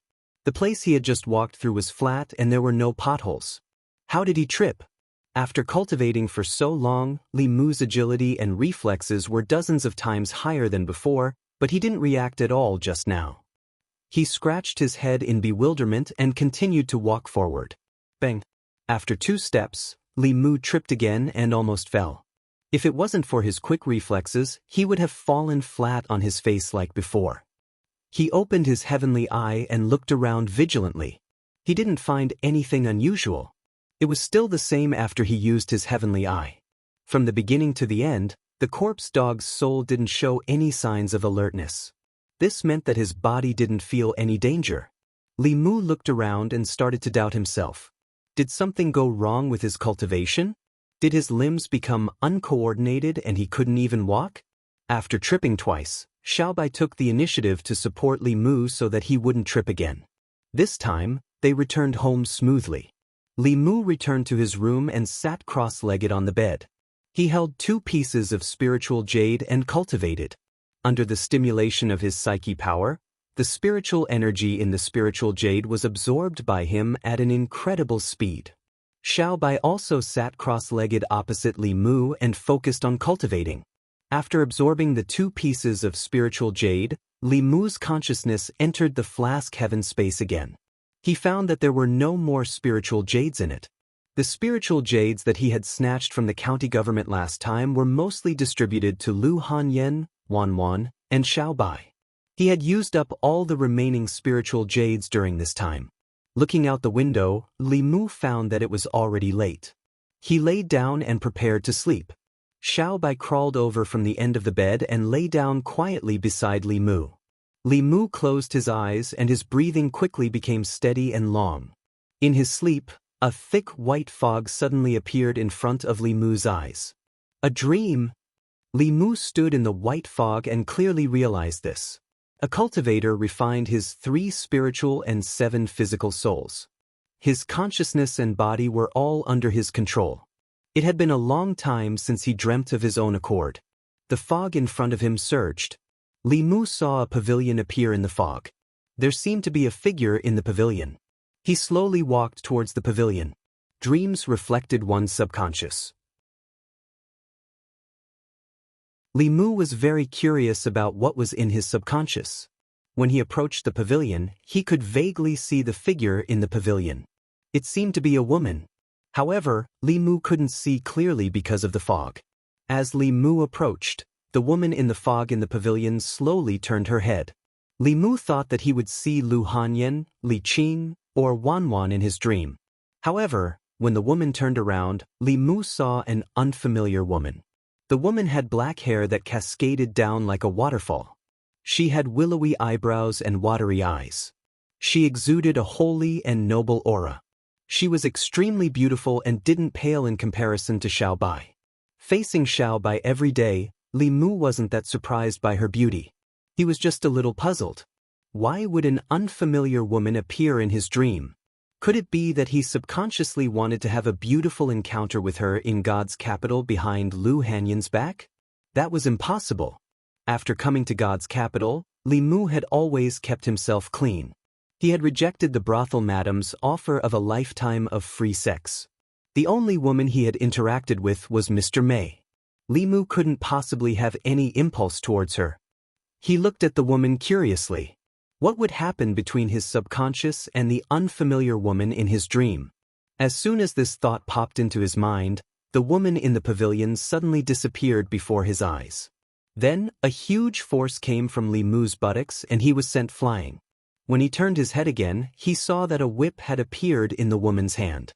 She flicked her hand lightly and the shadow of the whip flew towards him. Li Mu wanted to dodge, but he realized that his body couldn't move at all. He could only watch helplessly as the whip lashed his body. Push, push, push, push. The long whip in the woman's hand lashed Li Mu's body over and over again. The pain was actually real. Although it wasn't unbearable, Li Mu's heart was filled with shame. Why would he have such a dream of being lashed by a strange woman with a whip? At this moment, Li Mu even suspected that he had some strange tendencies in his heart. In the dream, the woman waved the whip angrily, causing a few more whip shadows to appear. In the room, Li Mu suddenly jumped up from the bed. He opened his eyes and panted heavily. Xiaobai crawled up and looked at him worriedly. "Benefactor, what's wrong?" she asked. Li Mu looked at his surroundings and came back to his senses after a long while. He shook his head and said, "It's nothing. I just had a dream." He lowered his head and looked at his body. There were no injuries or pain. The dream just now had been so real that he couldn't tell whether it was a dream or not. Fortunately, it was just a false alarm. After waking up, Li Mu had a deep self-doubt. Why would there be such a thing in his subconscious? Could it be that he had awakened a certain attribute in his heart after witnessing others being beaten? Li Mu heaved a sigh of relief and patted his chest. He stopped his wild thoughts and lay down again. After having such a nightmare, his energy was somewhat overdrawn. After lying down, he quickly fell asleep again. The next moment, the familiar fog appeared before his eyes again. The beautiful woman stood in the fog and looked coldly at Li Mu. She said coldly, "You still dare to come back?" Li Mu's body stiffened. He saw several whip shadows coming at him again.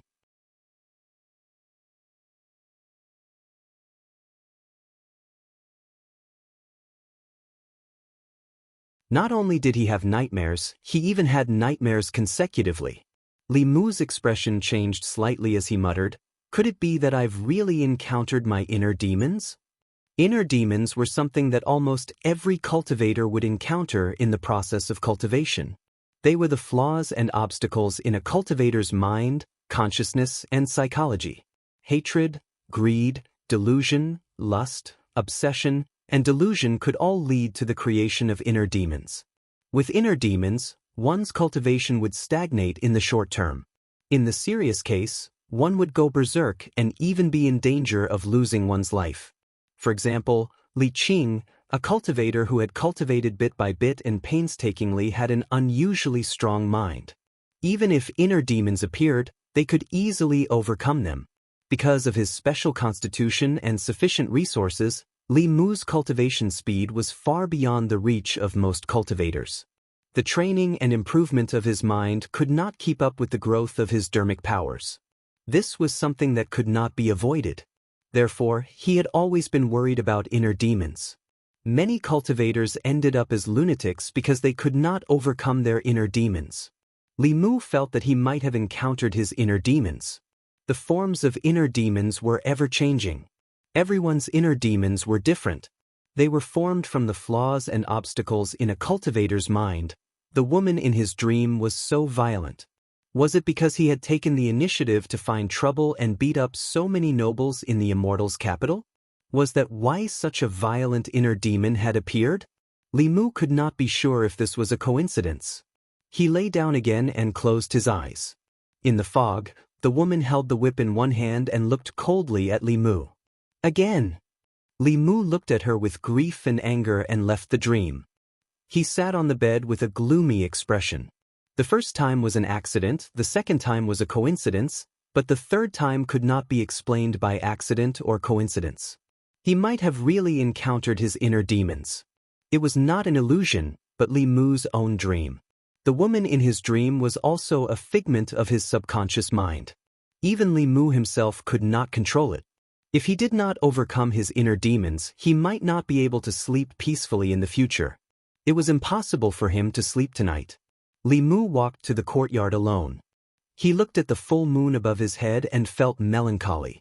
He did not know that opposite him, a figure that did not exist in this space was looking at him indifferently. Xiao Bai walked out of the room and sat beside Li Mu. He asked with a worried expression, "Benefactor, what happened?" Li Mu did not want him to worry. He shook his head and said, "Nothing. I just miss your sister Lu and Wanwan. I can't sleep. You go to sleep first." Wanwan sat beside him and said, "I'll stay here with you, benefactor." The next morning, Li Mu came to the government office listlessly. Zhang Chun, who had just experienced a housewarming and a promotion, saw Li Mu's expression and said with a smile, "The emperor's heart is unpredictable. His Majesty did not reward you this time, but there will be another chance." This was what Li Mu had once said to him. Now he gave it back to Li Mu. Last time he had done so much. In the end, the emperor only rewarded Li Mu. This time, from beginning to end, it was Li Mu who did all the work. In the end, he was the one who was promoted and moved. Zhang Chun finally felt a little better. Although the emperor had only rewarded him with 2 rooms, far from being able to compare to Li Mu's 5 rooms, it was enough for their family. His daughter had her own courtyard. He finally did not have to worry that his daughter, who was separated by a wall, would hear him and his wife at night. Last night he was happy until midnight. When he woke up in the morning, he felt refreshed. On the other hand, Li Mu must not have slept well last night. In reality, Li Mu did not sleep at all last night. As soon as he closed his eyes, his inner demons would take the opportunity to invade. Last night, he had been ravaged by that woman 8 times in his dreams. His entire person was about to collapse. After arriving at the government office, Li Mu returned to his courtyard at the back of the government office and tried to fall asleep again. This time, he fell asleep quickly. Moreover, the woman did not appear. Li Mu was slightly happy. He tried a few more times, but the woman still did not appear. He let out a long sigh of relief. Perhaps the inner demons did not appear every time. If he had that kind of nightmare every time he fell asleep, he was afraid that his entire person would collapse. Feeling a familiar aura appear in the courtyard, Li Mu got out of bed and walked into the courtyard.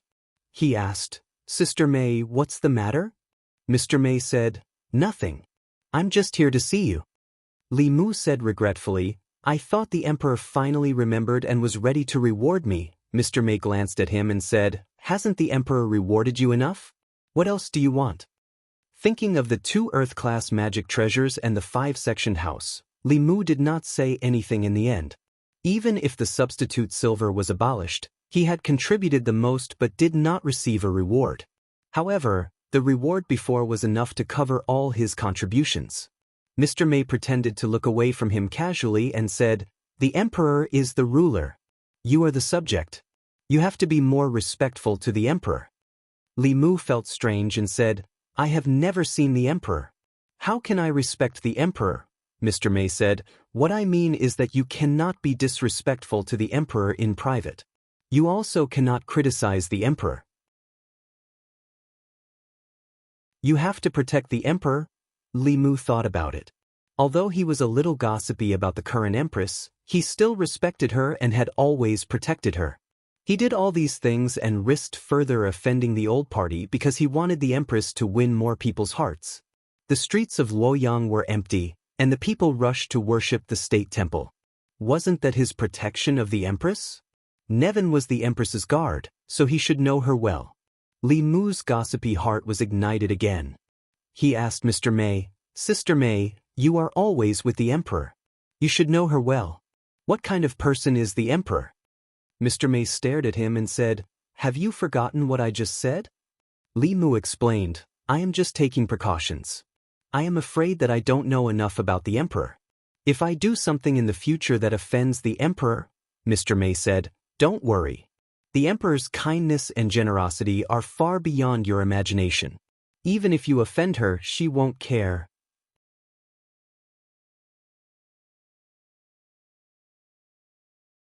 Chapter 223. Li Mu had no doubt that the empress was benevolent. Although she hadn't been on the throne for long, she had always been benevolent when she was on the throne. She would often consider the people's feelings. In the case of the evil spirit in Riyang County, the county magistrate's family had been slaughtered. She didn't follow the usual rules, but followed the people's wishes and pardoned Xiaoyu. However, Li Mu didn't really believe that she was magnanimous. Women were creatures that held grudges. This had nothing to do with their identity, personality, or position. Lu Hanyan wouldn't sleep with Li Mu that day because he said the wrong thing. Li Qing would also find a random reason to make Zhang Shan patrol the streets for 3 days because of his blabbering. The empress had a high position and power, but she was only 28 years old. Although women at this age could be considered mature, their hearts often hadn't changed from that of a young girl. On the other hand, young girls were fickle and calculative. They were often not magnanimous.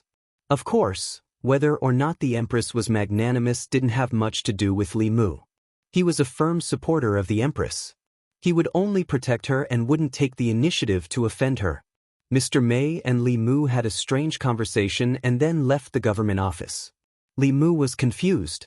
He felt that there was a hidden meaning in her words, but he couldn't figure out what exactly she meant. Li Mu stopped guessing.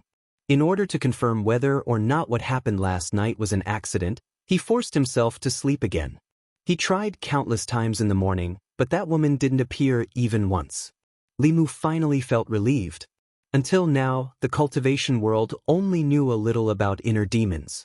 Some people's inner demons didn't take form. It was just a kind of emotion. This kind of emotion would make people unable to calm down and hinder cultivation.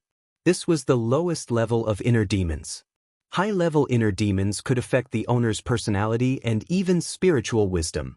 Some cultivators with weak wills would be invaded by inner demons and lose their spiritual wisdom. They would completely fall into the demonic path. High-level inner demons could even manifest another personality and fight with the cultivator for control of the body. Li Mu was worried that he would encounter such inner demons. However, it was strange that the inner demon formed in his subconscious was a woman and had such a special fetish. In his dream, that woman was terrifyingly powerful. Li Mu couldn't defeat her at all.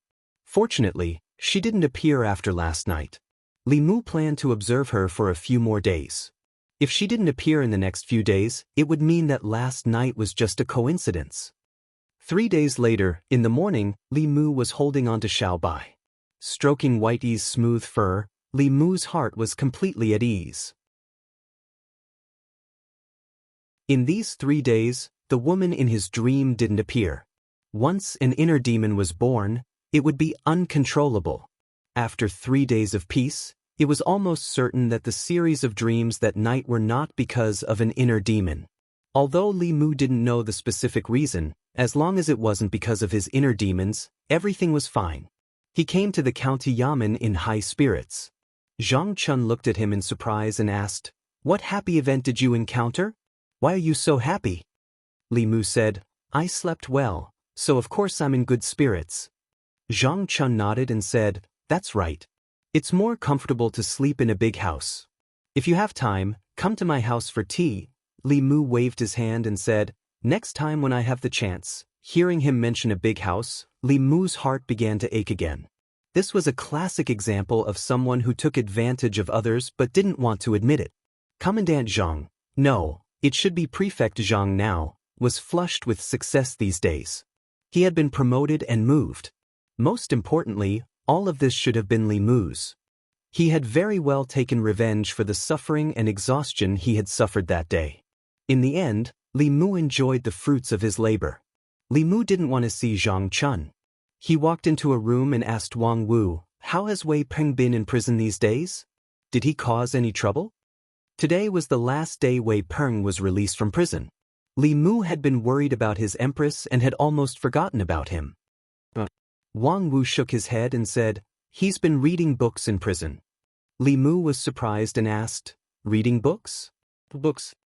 Wang Wu said, after he went in, he had Yang Xiu give him a copy of The Laws of Great Zhou. These days, other than eating and sleeping, he's been reading books. One wasn't afraid of hooligans being bold or cultured.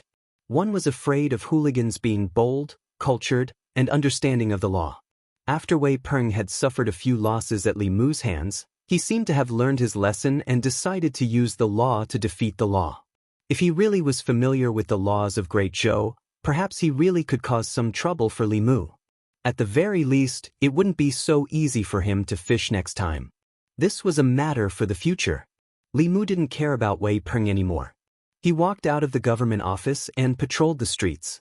As a constable, patrolling wasn't Li Mu's responsibility. However, for the sake of psychokinesis, he would do such a small thing himself. The people still greeted him warmly, but there was very little psychokinesis left in their bodies. This was because a large part of the psychokinesis had been taken by Zhang Chun. In addition, it had been a few days since the previous incident. The popularity was no longer there. It was impossible for the people to continue producing psychokinesis. If he wanted to continue to obtain psychokinesis, he had to do something to make them produce psychokinesis. However, after the abolition of the Crime Substitution Silver Act, most of the children of officials in Chengdu quieted down. Li Mu couldn't just go up and beat them up indiscriminately. In the past, it was to promote the reform. Now, there was no legitimate reason. The sound of horse hooves approached from afar. 3 figures on horseback galloped past the intersection not far in front of Li Mu. After the abolition of the Crime Substitution Silver Act, very few people rode on horses on the streets. Li Mu had seen this person once. It was the Zhou clan's descendant that Wang Wu had advised Li Mu not to provoke. The people pointed in the direction that the Zhou clan's descendant had left and discussed animatedly. Li Mu thought for a moment and chased after them with large strides. It wasn't easy to obtain the psychokinesis of the people. The more others didn't dare to do it, the more he wanted to do it. Li Mu had just reached the end of the street when he suddenly heard an uproar in front of him. It was mixed with the cries of the people. Li Mu's expression changed. He quickly ran toward the crowd in front of him. The Zhou clan's descendant was still riding on his horse. There was a long trail of blood on the street in front of the horse. A few feet in front of him, a figure lay on the ground. It was an old man. His chest was caved in as he lay on the ground, no longer breathing. Golden light surged in Li Mu's eyes. He did not discover the old man's 3 souls. There was only a faint wisp of soul power floating above the old man's corpse. He was already dead. The 7 physical souls were still present, but the 3 souls were already scattered. The 3 souls of mortals would gradually weaken with illness and age. At the end of their lives, they would no longer be able to turn into Yin spirits. Only those who had an extremely strong obsession and resentment when they were alive would have the possibility of turning into Yin spirits if they died a wrongful death. The people surrounded the old man from afar and shook their heads in pity as they looked at him lying on the street. When the 3 of them rode over, the passers-by all dodged. The old man was old and his legs were inconvenient. He did not dodge in time and was accidentally sent flying dozens of feet. Given his age, he was most likely dead. "What are you doing? What are you all doing here?" A few bailiffs from the Ministry of Justice parted the crowd and walked out. When they saw the old man lying on the street, the leader took a few steps forward and stretched out his finger to check the old man's breathing. His face instantly darkened and he said in a low voice, "He's dead." He raised his head and pointed at the young man on the horse. He cursed, "Bastard." Zhou, Minister Zhou. When he saw the person on the horse clearly, he trembled and immediately said, "We still have important matters to attend to. Goodbye." After saying that, they quickly slipped out of the crowd and disappeared. When the crowd saw this, their faces darkened and they shook their heads. Although the Ministry of Justice was not on the same side as the Zhou family, even they did not dare to offend the Zhou family. The 2 middle-aged men had already dismounted from their horses. Their faces were ugly. They glanced at the young man and said, "Third young master, you go back first. We will take care of this." The young man glanced at the old man and frowned. Just as he was about to turn his horse around, he was blocked by a figure. "It's Constable Li!" The crowd exclaimed. The young man looked coldly at Li Mu and said, "Get out of the way." When the young man opened his mouth, Li Mu could smell the strong smell of alcohol. After driving his horse under the influence of alcohol and killing people, he still wanted to escape the scene. Li Mu said coldly, "Get down from the horse." The young man's face was filled with murderous intent. He swung his horse whip and charged directly at Li Mu. Fleeing after killing people and still dare to attack. Li Mu leaped up and kicked the young man's chest. The young man was kicked off his horse. Fortunately, a middle-aged man caught him in the air. Li Muhan angrily kicked out. The force of his kick wasn't light. However, the young man's chest actually trembled. He was only sent flying by Li Muhan's kick and wasn't injured. Even so, his face was filled with anger. He pointed at Li Mu and said to the 2 middle-aged men, "Kill him." The 2 middle-aged men's faces were bitter. This little ancestor was really spoiled. If he killed one person with his horse, there was still room for negotiation. If he killed this official, they were afraid that it would cause a lot of trouble. One of them looked at Li Mu and said, "This is the young master of the Zhou family's 4th master." He was worried that Li Mu did not know Director Zhou, so he introduced himself first. The name Zhou family was second only to His Majesty in Fairy's capital. If he was smart, he would know what to do. Li Mu's face darkened. "I don't care about the young master of the Zhou family or the Wu family. I am a constable who receives a salary from the country. This person killed people on the street. If I let him go just like that, how can I face His Majesty and the people of Fairy's capital?" The crowd was excited. Constable Li is indeed worthy of his reputation. There were also people who looked worried. This is the Zhou family. How can Constable Li go against the Zhou family? The people from the Ministry of Justice watched from afar. Although they were not on good terms with Li Mu and even had some grudges against him, they had long forgotten about their past grudges. The leader of the constables looked at Li Mu with a complicated expression. I'm really impressed this time. The person beside him shook his head. You have to be impressed. The last constable opened his mouth wide and said, This guy is really not afraid of the heavens or the earth.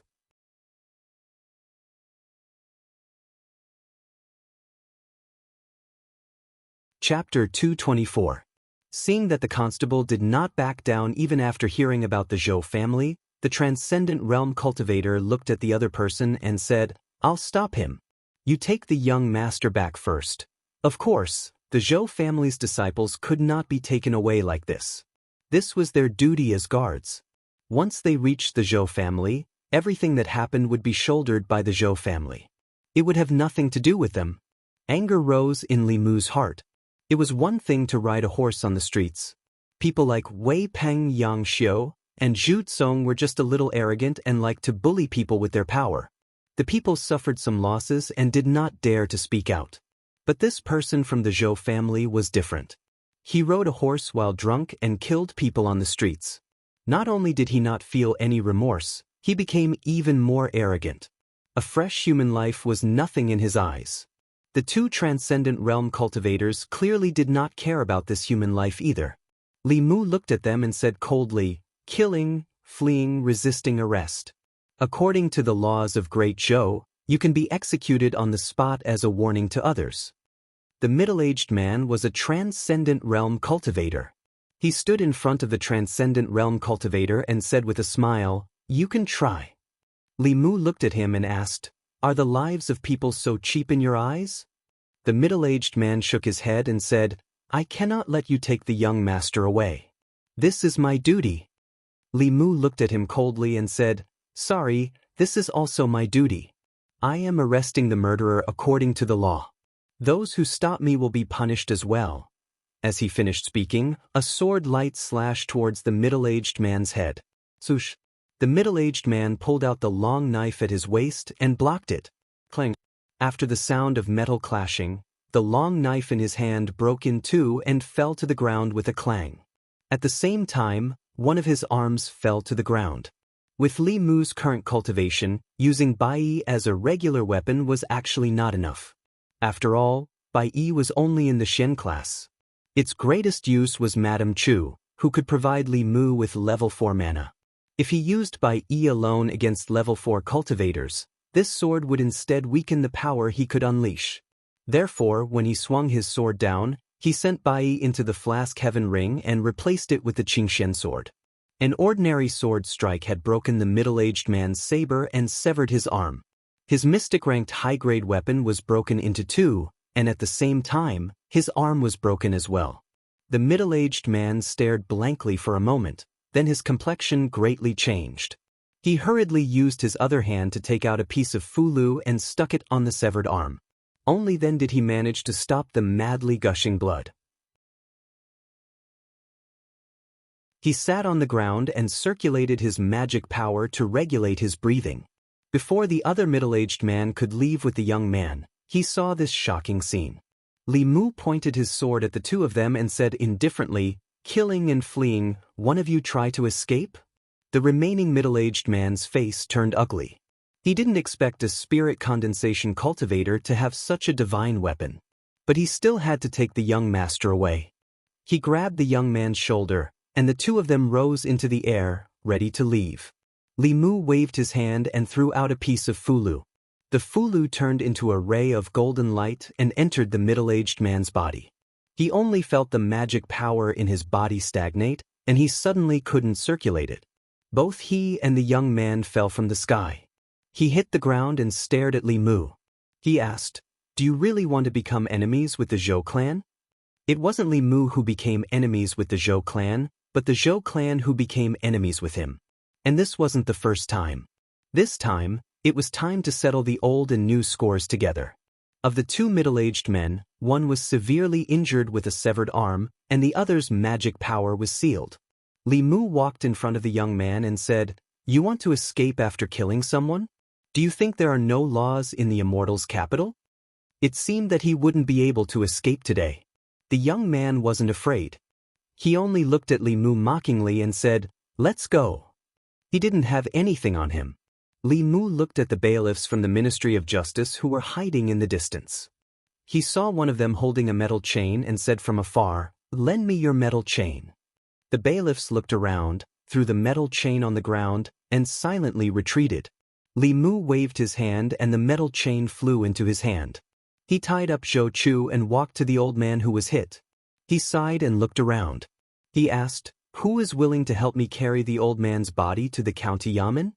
The crowd was in a commotion. Soon, a man stood out and said, "Constable Li, I'll do it." Li Mu saluted him. "Thank you."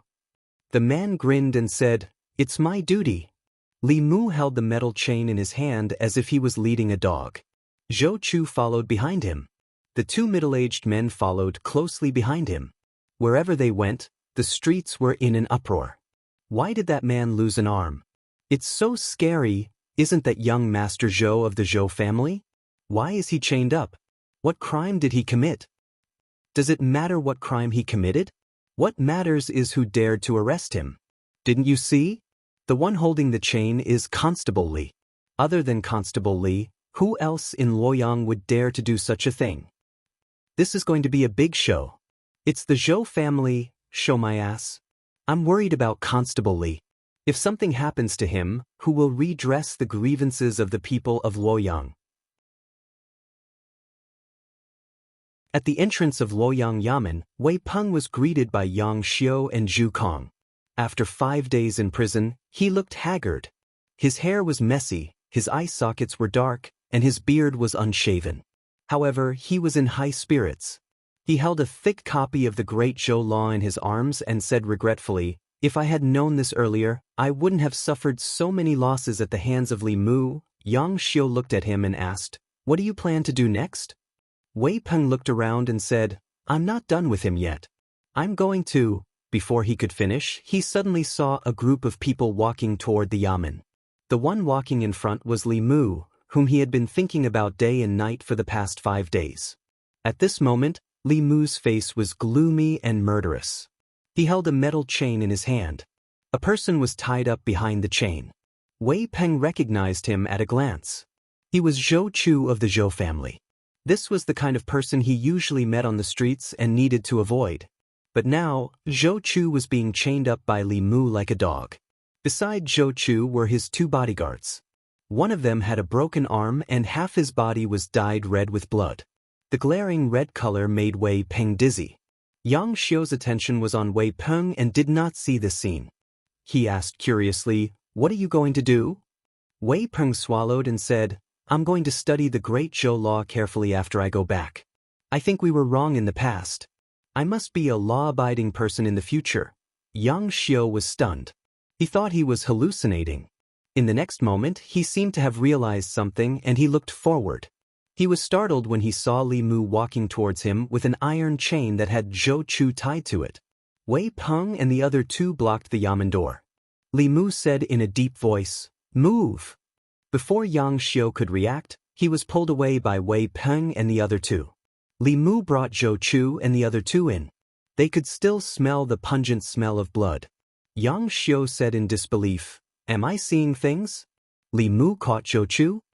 Zhu Tsong swallowed and said, "You're not seeing things. That's Zhou Chu." Yang Xiu was still in disbelief. Although Zhou Chu was not a direct descendant of the Zhou clan, he was one of the most difficult people to provoke among the Zhou clan disciples. He was the kind of person that no one dared to look at when walking on the streets. He murmured, catching Zhou Chu, "Is he crazy?" Wei Peng's face was a little pale. He said, "This person doesn't want to live. We'd better not provoke him in the future." At the back of the yamen, Zhang Chun was tasting tea. For the past 2 days, he had been in a very good mood, especially when he saw Li Mu's gloomy expression. He had to let him have a taste of the bitterness in his heart at that time. Thinking like this in his heart, when he saw Li Mu walk in with a cold face, the smile on his face became bigger.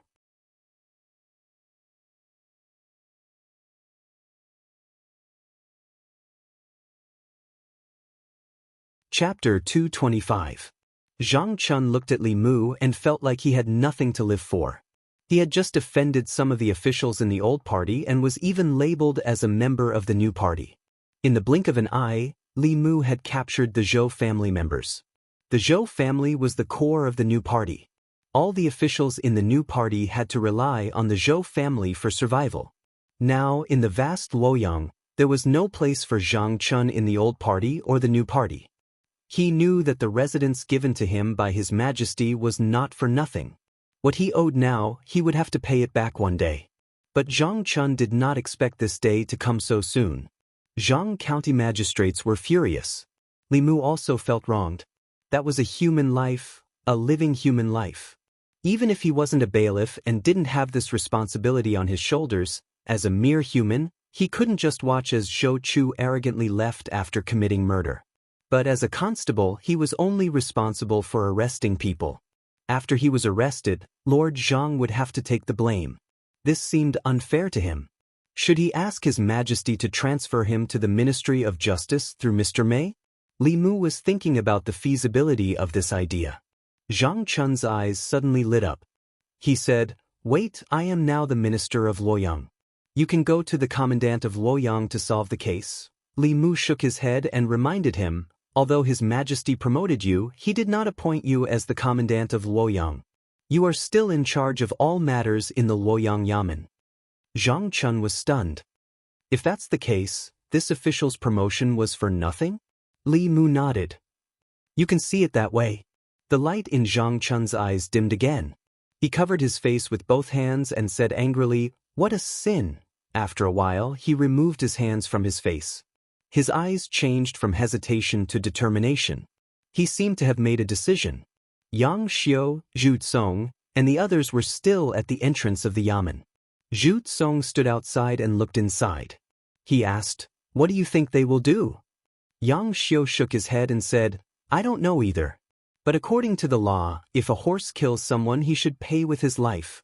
Wei Peng glanced at him and said disdainfully, "You're the son of the director of the Ministry of Justice. There are many different situations when a horse hits someone. It's impossible to generalize." "What do you mean?" Zhu Tsong asked.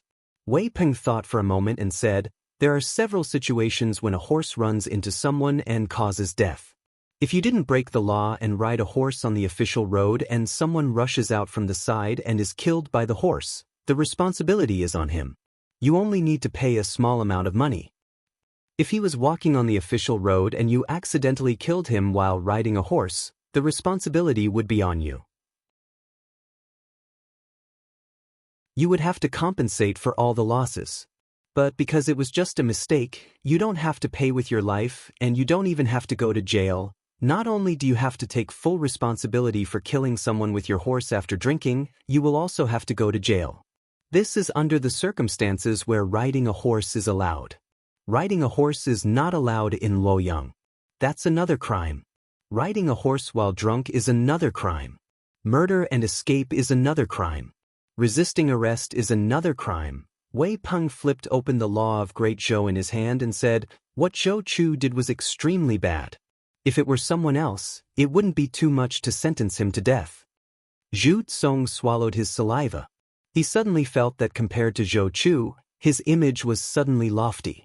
Although he also liked to ride a horse on the streets of Luoyang, he didn't dare to ride too fast. He would give the people blocking his way time to dodge. He just wanted to show off and didn't want to kill someone. Wei Peng walked into the yard of the yamen and said, "Let's see what they will do." In the court of the Luoyang yamen, the old man's body was lying flat on the ground. After the coroner of the yamen examined the injuries, he said, "Your Honor, the victim's sternum is all broken. He died from the collision." Zhang Chun looked at the old man and closed his eyes. After a while, he slowly opened them and looked at Zhou Chu. He said, "Offender Zhou Chu, you broke the law by riding a horse while drunk on the streets of Luoyang and killed an innocent old man. On the way to escape, you resisted arrest. Countless people on the streets witnessed it. Do you plead guilty? Zhou Chu had sobered up. He looked at him indifferently and said, I plead guilty. It's good that you plead guilty. Zhang Chun sat back in the main seat and said, according to the law of Great Zhou, Book 5, Article 13, if you break the law by riding a horse on the streets of Luoyang and cause serious injury or death, you will be sentenced to more than 10 years in prison. You rode a horse while drunk and attempted to escape after killing someone. You also ordered your subordinates to attack the yamen arresters of Luoyang. The circumstances are extremely bad and have caused serious consequences. I sentence you to be executed and immediately sent to the Ministry of Justice for review. Zhou Chu shrugged and said indifferently, as long as you like it. Zhang Chun said, men, throw these 3 into prison first. 2 yamen runners walked over with fear on their faces. Zhou Chu looked at them with disdain and said, where's the prison? I'll walk by myself. Seeing Zhou Chu being taken away without fear, Li Mu did not feel relieved. This was because he knew that this was not the end, but only the beginning. Zhang Chun walked down from the court and patted his shoulder. He said, don't be discouraged. You didn't do anything wrong. Li Mu was actually a little embarrassed to face Zhang Chun. As a subordinate, he had never let Zhang Chun be at ease. Everything he did in Luoyang was actually because he had a strong backing. He was just a small official. The old and new parties could not suppress him through the court. If they wanted to use secret methods, they would have to send out a 6th realm cultivator. Even if it was a 6th realm cultivator, Li Mu could temporarily hold them off for 15 minutes.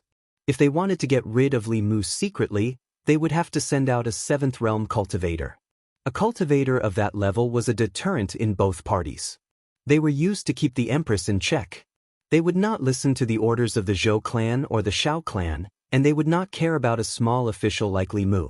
Therefore, although Li Mu's status was low, he could do whatever he wanted in Luoyang. However, Zhang Chun was different. He was as timid as a mouse, but he had a strong sense of justice. He wanted to hide from everything, but whenever he needed to stand up, he would stand up without hesitation. This time, he had completely offended the Zhou clan. Li Mu looked at him and asked, have you thought it through, sir? Zhang Chun let out a long sigh and said, I didn't get promoted for nothing, and I didn't live in this house for nothing. This is life, Li Mu asked. Sir, do you mean that you've accepted your fate? Zhang Chun shook his head and said, we'll make a big deal out of this, the bigger the better. We'll make it so that both the new and old parties can't tolerate me. Then I can be transferred out of Luoyang. Li Mu thought about it carefully and realized that Zhang Chun had a good plan. He was the minister of Luoyang. His position was not high, but it was not low either. Even if he offended both the new and old parties, as long as he did his job well and did not commit crimes or use his power for personal gain, neither party could do anything to him. They could only use some power to push him out of this position and transfer him far away. Out of sight, out of mind. This was exactly what he wanted. No wonder he gave Zhou Chu's case such a harsh verdict. Of course, Zhou Chu's bad behavior had a huge impact, but he probably already had this idea before he decided on the case. Li Mu gave him a thumbs up and praised, good, you're really good. Zhou Chu rode his horse on the streets of Luoyang and killed innocent people. He was arrested by the Luoyang Yamen and later sentenced to death by the minister of Luoyang. When this case spread out, it caused a sensation in Luoyang. What shocked people was not that Zhou Chu rode his horse and killed people, but that the Luoyang Yamen dared to sentence the Zhou family to death. Although Zhou Chu was not a direct descendant of the Zhou family, his status in the family was not low. The minister of Luoyang had made a mortal enemy of the Zhou family by doing this. Zhou Chu was just a small 6th-rank official. If he went against the Zhou family, he would not have a good ending. After this, he might not even be able to keep his position. In the Luoyang Yamen, less than 15 minutes after Zhou Chu was locked up, a man in an official's uniform hurried into the Yamen. When the Yamen saw him, they immediately bowed and said, "Greetings, Minister of Luoyang." The man looked angry and asked, "Where's Zhang Chun?" One of the Yamen pointed and said, "Minister Zhang is at the back of the Yamen." Soon, Zhang Chun, who was drinking tea at the back of the yamen, saw the minister of Luoyang. He had only heard about it but had never seen it before. Before him, the Luoyang yamen was dispensable. Even the officials there were officials from other departments. They would not come to the yamen on a normal day. As the minister of Luoyang, this was his first time seeing the minister of Luoyang. The minister of Luoyang reprimanded him. "Your men captured Zhou Chu and you sentenced him to death?" Zhang Chun said, "Zhou Chu was drunk and rode his horse to kill people. He fled and resisted arrest. Is it wrong for me to sentence him to death?" The minister of Luoyang gritted his teeth and said, "Do you know who he is?" Zhang Chun said calmly, "I don't care who he is. If he broke the law, he should be punished according to the law. The last one who bent the law was beheaded by His Majesty." The minister of Luoyang explained, "What I mean is that you don't have to punish him so harshly. You can take him into custody first and judge him slowly." Zhang Chun asked mockingly, "Take him into custody first and drag it out until the people forget about it. Then close the case hastily. Is this how the Luoyang Yamen used to do things?" The minister of Luoyang pretended not to hear Zhang Chun's mockery. He said, "It's better for you, me, and everyone else." Zhang Chun shook his head and said, "I'm sorry. I can't do that." The minister of Luoyang said with a sullen face, "From now on, I'll take over this case. You don't have to worry about it anymore." Zhang Chun shrugged and said, "Do as you wish. I've sent the file to the Ministry of Justice anyway. We're just waiting for their approval." The minister of Luoyang pointed at him and said angrily, "You?" Zhang Chun asked, "What about me?" "Your future is gone." The minister of Luoyang said coldly and turned to leave in big strides. Zhang Chun walked out of the door and exhaled deeply. He exclaimed, "Nice." He stood in the courtyard and was silent for a while. Suddenly, he looked at Li Mu and asked, "Are you close to Mr. Mei from the internal guards?" Li Mu nodded and said, "Not bad." Zhang Chun thought for a moment, then said, "Next time you see her, help me ask if the residence bestowed by His Majesty can be sold."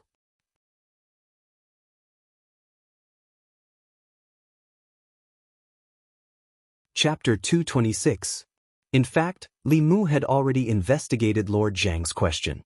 Other things bestowed by Her Majesty, such as silk and magic treasures, could be dealt with on their own, but not official residences. Official residences bestowed by Her Majesty or the Imperial Court could be modified, renovated, or even rebuilt, but they couldn't be sold. When officials left Chengdu, they had to return the deeds to the house and the land. In other words, whether it was Lord Zhang's 2-sectioned house or Li Mu's 5-sectioned house, they still belonged to the Empress and the Imperial Court. After hearing this, Zhang Chun sighed and said, "What a loss." Li Mu didn't want to discuss the mansion with him anymore. He asked, "What happened to Zhou Chu?" Zhang Chun shook his head and said, "Even if there are many people from the old party in the Ministry of Justice, I'm afraid they won't be so opposed to the Zhou family. The conflict between the old party and the new party is about the succession of the throne. Other than that, they're actually the same kind of people. They're all privileged people in the Great Zhou. Moreover, Her Majesty's surname is Zhou." Li Mu thought for a while and said, "If Her Majesty favors Zhou Chu, then I don't want to be a constable in Chengdu." Zhang Chun suddenly became alert and said, "Where do you want to go?" Li Mu said, "Back to Beijing. Maybe I'll enter the ancestral court of Fu Lu School." He came to Chengdu to win the love of the people, to obtain psychokinesis, and to obtain cultivation resources from the Empress. All of this was on the premise that Li Mu approved of the Empress. If the Empress's actions disappointed him, Li Mu would change his mind. Big love and small love were all love. Being in love with the woman he loved and cultivating both yin and yang could not only fulfill the 7 emotions, but also speed up his cultivation. Although his cultivation speed might not be as fast as hugging the Empress, at least he wouldn't be bullied.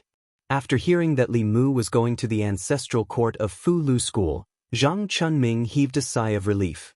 After thinking for a while, he said, "Actually, I think that it's much better for you to enter the ancestral court of Fu Lu School than to be a servant in Luoyang. Why do you have to be so tired every day? Why don't you just resign? Do you know how to write a resignation letter? If not, I can help you." Zhang Chun was very active in urging Li Mu to resign. Li Mu waved his hand and said, "Let's see how it goes, Zhou residents." The news of Zhou Chu's drunkenness and his execution by the Luoyang Yamen had already reached the Zhou mansion. Even the maids and servants of the Zhou mansion found it hard to believe. Before Her Majesty became the Empress, the Zhou family was one of the most prominent families in the Immortal's capital. It had been many years since something like this had happened to the Zhou family. After leaving the Luoyang Yamen hurried to the Zhou mansion and was led by the gatekeeper. After walking for a long time and passing through countless moon gates, he arrived at a courtyard in the Zhou mansion. There were many important people in the Zhou mansion and he was not qualified to meet most of them. Therefore, he went directly to Zhou Chu's father, the assistant minister of the Ministry of Works, Zhou Ting. As soon as he entered, Zhou Ting asked, "How did it go?" The Luoyang Yamen gritted his teeth and said, "That damn Zhang Chun. He's determined to go against you. I was too late. He's already submitted the verdict to the Ministry of Justice for review. I'm afraid we can't get around them." Zhou Ting's face darkened. He said coldly, "Zhang Chun? I'll remember this name." He glanced at the Luoyang Yamen and said, "All right, you may leave." After the Luoyang Yamen left, Zhou Ting walked out of the room and disappeared under the sunlight. Ministry of Justice. The assistant minister of the Ministry of Justice, Zhou Zhong, was flipping through a case file. At a certain moment, he closed the file in his hand and glanced at the door. The two doors slowly closed. He looked at the empty space opposite him and said, "Aren't you afraid of being criticized for coming to the Ministry of Justice, Lord Zhou?" Zhou Ting's figure appeared on the chair opposite him. Zhou Ting picked up the teacup on the table and drank the tea in one gulp. He said, "If you didn't know I was coming, who did you make this tea for?" The assistant minister of the Ministry of Justice smiled and asked, "What do you think of the tea?" Zhou Ting frowned and said, "I'm not here to drink tea. I only want to ask you one thing. What do you want me to do for you to let my son go?" The assistant minister of the Ministry of Justice shook his head and said, "Your son was drunk and rode a horse. After killing a commoner, he tried to escape and resisted arrest. His actions were terrible. The Luoyang Yamen sentenced him to death. It's reasonable." Zhou Ting looked him in the eye and said, "You should know that I have many ways to protect him. Going through the Ministry of Justice is the simplest way. I don't want trouble, but I'm not afraid of trouble either." The assistant minister of the Ministry of Justice thought for a while and said, "We want the position of County Lieutenant of Nanyang County." Zhou Ting did not hesitate and said angrily, "Don't you think you're asking for too much?" The assistant minister of the Ministry of Justice shook his head and smiled. He said, "Does Lord Zhou think that your son's life is not worth the position of County Lieutenant of Nanyang County?" Zhou Ting was silent for a while and said, "This is not something I can decide." The assistant minister of the Ministry of Justice said, "Then let someone who can make the decision talk." Zhou Ting looked at him and his figure gradually faded. After 15 minutes, he reappeared on the chair opposite the assistant minister of the Ministry of Justice. He said calmly, "The position of County Lieutenant of Nanyang County is yours." The assistant minister of the Ministry of Justice threw the file aside and said, "Although he can avoid execution, his actions are too terrible. Even if the victim's family forgives him, he can still be locked up for a few years for killing, fleeing, resisting arrest, and resisting arrest. There shouldn't be a problem for him to hide outside and return to the Luoyang County after a few years, right?" Zhou Ting said, "No. Before the Substitution Silver Act was abolished, this case was just a little troublesome and could be settled with silver. However, now that the Substitution Silver Act was abolished, it was not easy for anyone to settle a murder case in the Luoyang County with simple methods." He glanced at the assistant minister of the Ministry of Justice again and his figure faded away. The assistant minister of the Ministry of Justice, Zhou Zhong, had the same surname as him, but he firmly supported the old faction of the Shao family and was the political enemy of the Zhou family. However, sometimes, the most trustworthy person was the enemy. The assistant minister of the Ministry of Justice looked at the file sent by the Luoyang County government and shook his head. He said softly, "What will you do?" The Luoyang County government. Li Mu was still patrolling outside when he received a message from Wang Wu. The Ministry of Justice had rejected Lord Zhang's request to be executed. The government had its reasons to execute him, but the Ministry of Justice also had their reasons to reject it. The reason given by the government was that Zhou Ting was drunk and riding a horse, causing death. Later, he attempted to flee and resisted arrest. His actions were too terrible and he should be sentenced to death for manslaughter.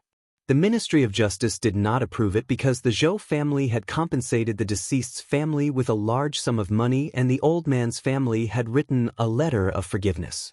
Under normal circumstances, for manslaughter and unintentional murder, as long as the family was forgiven, the government would give a lighter sentence. Once Zhou Ting was forgiven by the deceased's family, he would be able to escape death. This was in accordance with the law, even in Li Mu's later life. Li Mu returned to the government office. Zhang Chun shook his head and said, "There's nothing we can do." The deceased's family was not well off. The Zhou family compensated them with a large sum of money, enough for them to live the rest of their lives without worry.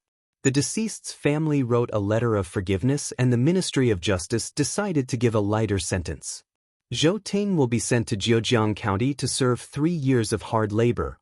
Wang Wu sighed and added, "Jianghu County, they are all members of the new party." Zhou Chu just changed his place to be happy. Jianghu County is far away from Chengdu. Zhou Chu will be more comfortable in Jianghu County than in Chengdu. Deputy Constable Sun walked in and said to Li Mu, "Constable Li, there's someone outside who wants to see you." Li Mu walked to the entrance of the government office and saw a middle-aged couple leading a boy and a girl around 7 or 8 years old. Li Mu looked at them and asked, "Who are you?" The middle-aged couple knelt on the ground. The man looked ashamed and said, "Constable Li, we're not here for the money. You can't beat the Zhou family. Luoyang can live without us, but it can't live without you. Please forgive us." As soon as the middle-aged man spoke, Li Mu knew who they were. They were the old man's family. After receiving the Zhou family's money and writing a letter of forgiveness, Zhou Ting's sentence was changed from death to exile. Li Mu helped them up and said, "I know you didn't do anything wrong. My condolences." He could tell that the couple was sincere and there was no falsehood in their words. Although Li Mu also hoped that people like Zhou Ting could be executed as soon as possible to prevent him from harming the people in the future, for this family, the dead could not be brought back to life. The current ending was the best ending. Li Mu was already very gratified that they were thinking of him. After sending the couple off, Li Mu returned to the government office. Zhang Chun sighed and said, "Don't take it too hard. You've already done a lot for Luoyang and the people of the Great Zhou. If the money for substitution is not abolished, you'll still see him often in Luoyang in the future." An hour later, people from the Ministry of Justice came and took Zhou Ting away from the government office. The outside of the government office was filled with onlookers. Their expressions were indignant. They wanted Zhou Ting to die, but there was nothing they could do. After staying in the prison for a few hours, Zhou Ting walked out of the government office again. When he walked in front of Li Mu, he looked at him with a smile and said, "I told you, it's useless." Li Mu's expression was calm as he looked at him indifferently. "We'll meet again. Perhaps it won't take 3 years. At that time, I hope you'll still be here." The smile on Zhou Ting's face gradually disappeared. He looked at Li Mu and said, "You're the first person to let me know what the prison in Luoyang is like. It's not easy to meet such an interesting person. I really don't want to leave now." With that, he left. The 2 middle-aged men who went to prison with him also followed behind him. Zhou Ting took a few steps, then turned back and said to Li Mu, "By the way, after I leave, you have to pay more attention to that old man's family. You have to move out quickly. I heard that they live outside the city. Their house is made of straw mixed with mud. Who knows when it will collapse? They have to be careful on the road. There are many people riding horses outside. It won't be good if 1 or 2 people are killed." When he said this, he did not lower his voice. The onlookers widened their eyes. Extreme anger appeared on their faces. The threat. This was a naked threat. This person was actually so daring. He had just killed that innocent old man with his horse. Now he was threatening their family. Was there no law in Luoyang? Li Mu clenched his fists, then quickly relaxed them. Zhou Ting was very satisfied with his reaction. He smiled at Li Mu and said, "I'm just reminding you. I didn't do anything. You have to have evidence before you do anything. Don't accuse a good person." "Ah," Li Mu said, "whatever man does, God is watching. God is watching from above." Zhou Ting smiled disdainfully and said, "God? After so many years, I really want to see what God looks like. If you have the ability, let them come down." Li Mu had one hand in his sleeve. He pointed to the sky and raised his head. He shouted, "Damn God, if you have eyes, you shouldn't let good people be wronged. You shouldn't let such evil people harm the world." Zhou Ting sneered. When he looked up, his expression suddenly changed. Boom! A purple thunderbolt struck down from above. Puff! The purple thunderbolt struck Zhou Ting's head. A strange sound came from his chest. A Fulu card turned into ashes. Boom! After the first thunderbolt, another purple thunderbolt struck Zhou Ting's head. He was still unscathed, but the green brick under his feet exploded with a loud bang. At the same time, a substitute talisman in his sleeve burned. Boom! The third thunderbolt struck. A jade pendant on Zhou Ting's chest turned into dust. Boom! The fourth thunderbolt struck. Zhou Ting's expression changed drastically. His eyes were filled with extreme fear. He cried out in shock, "No!"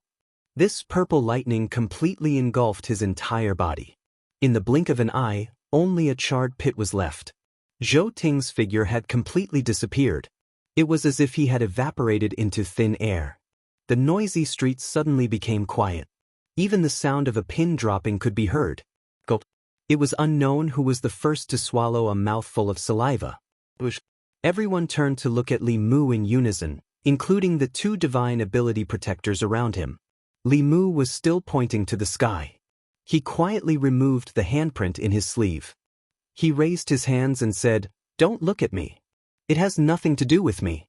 You don't think that a third realm cultivator like me can release the heavenly thunder of purple cloud, do you?"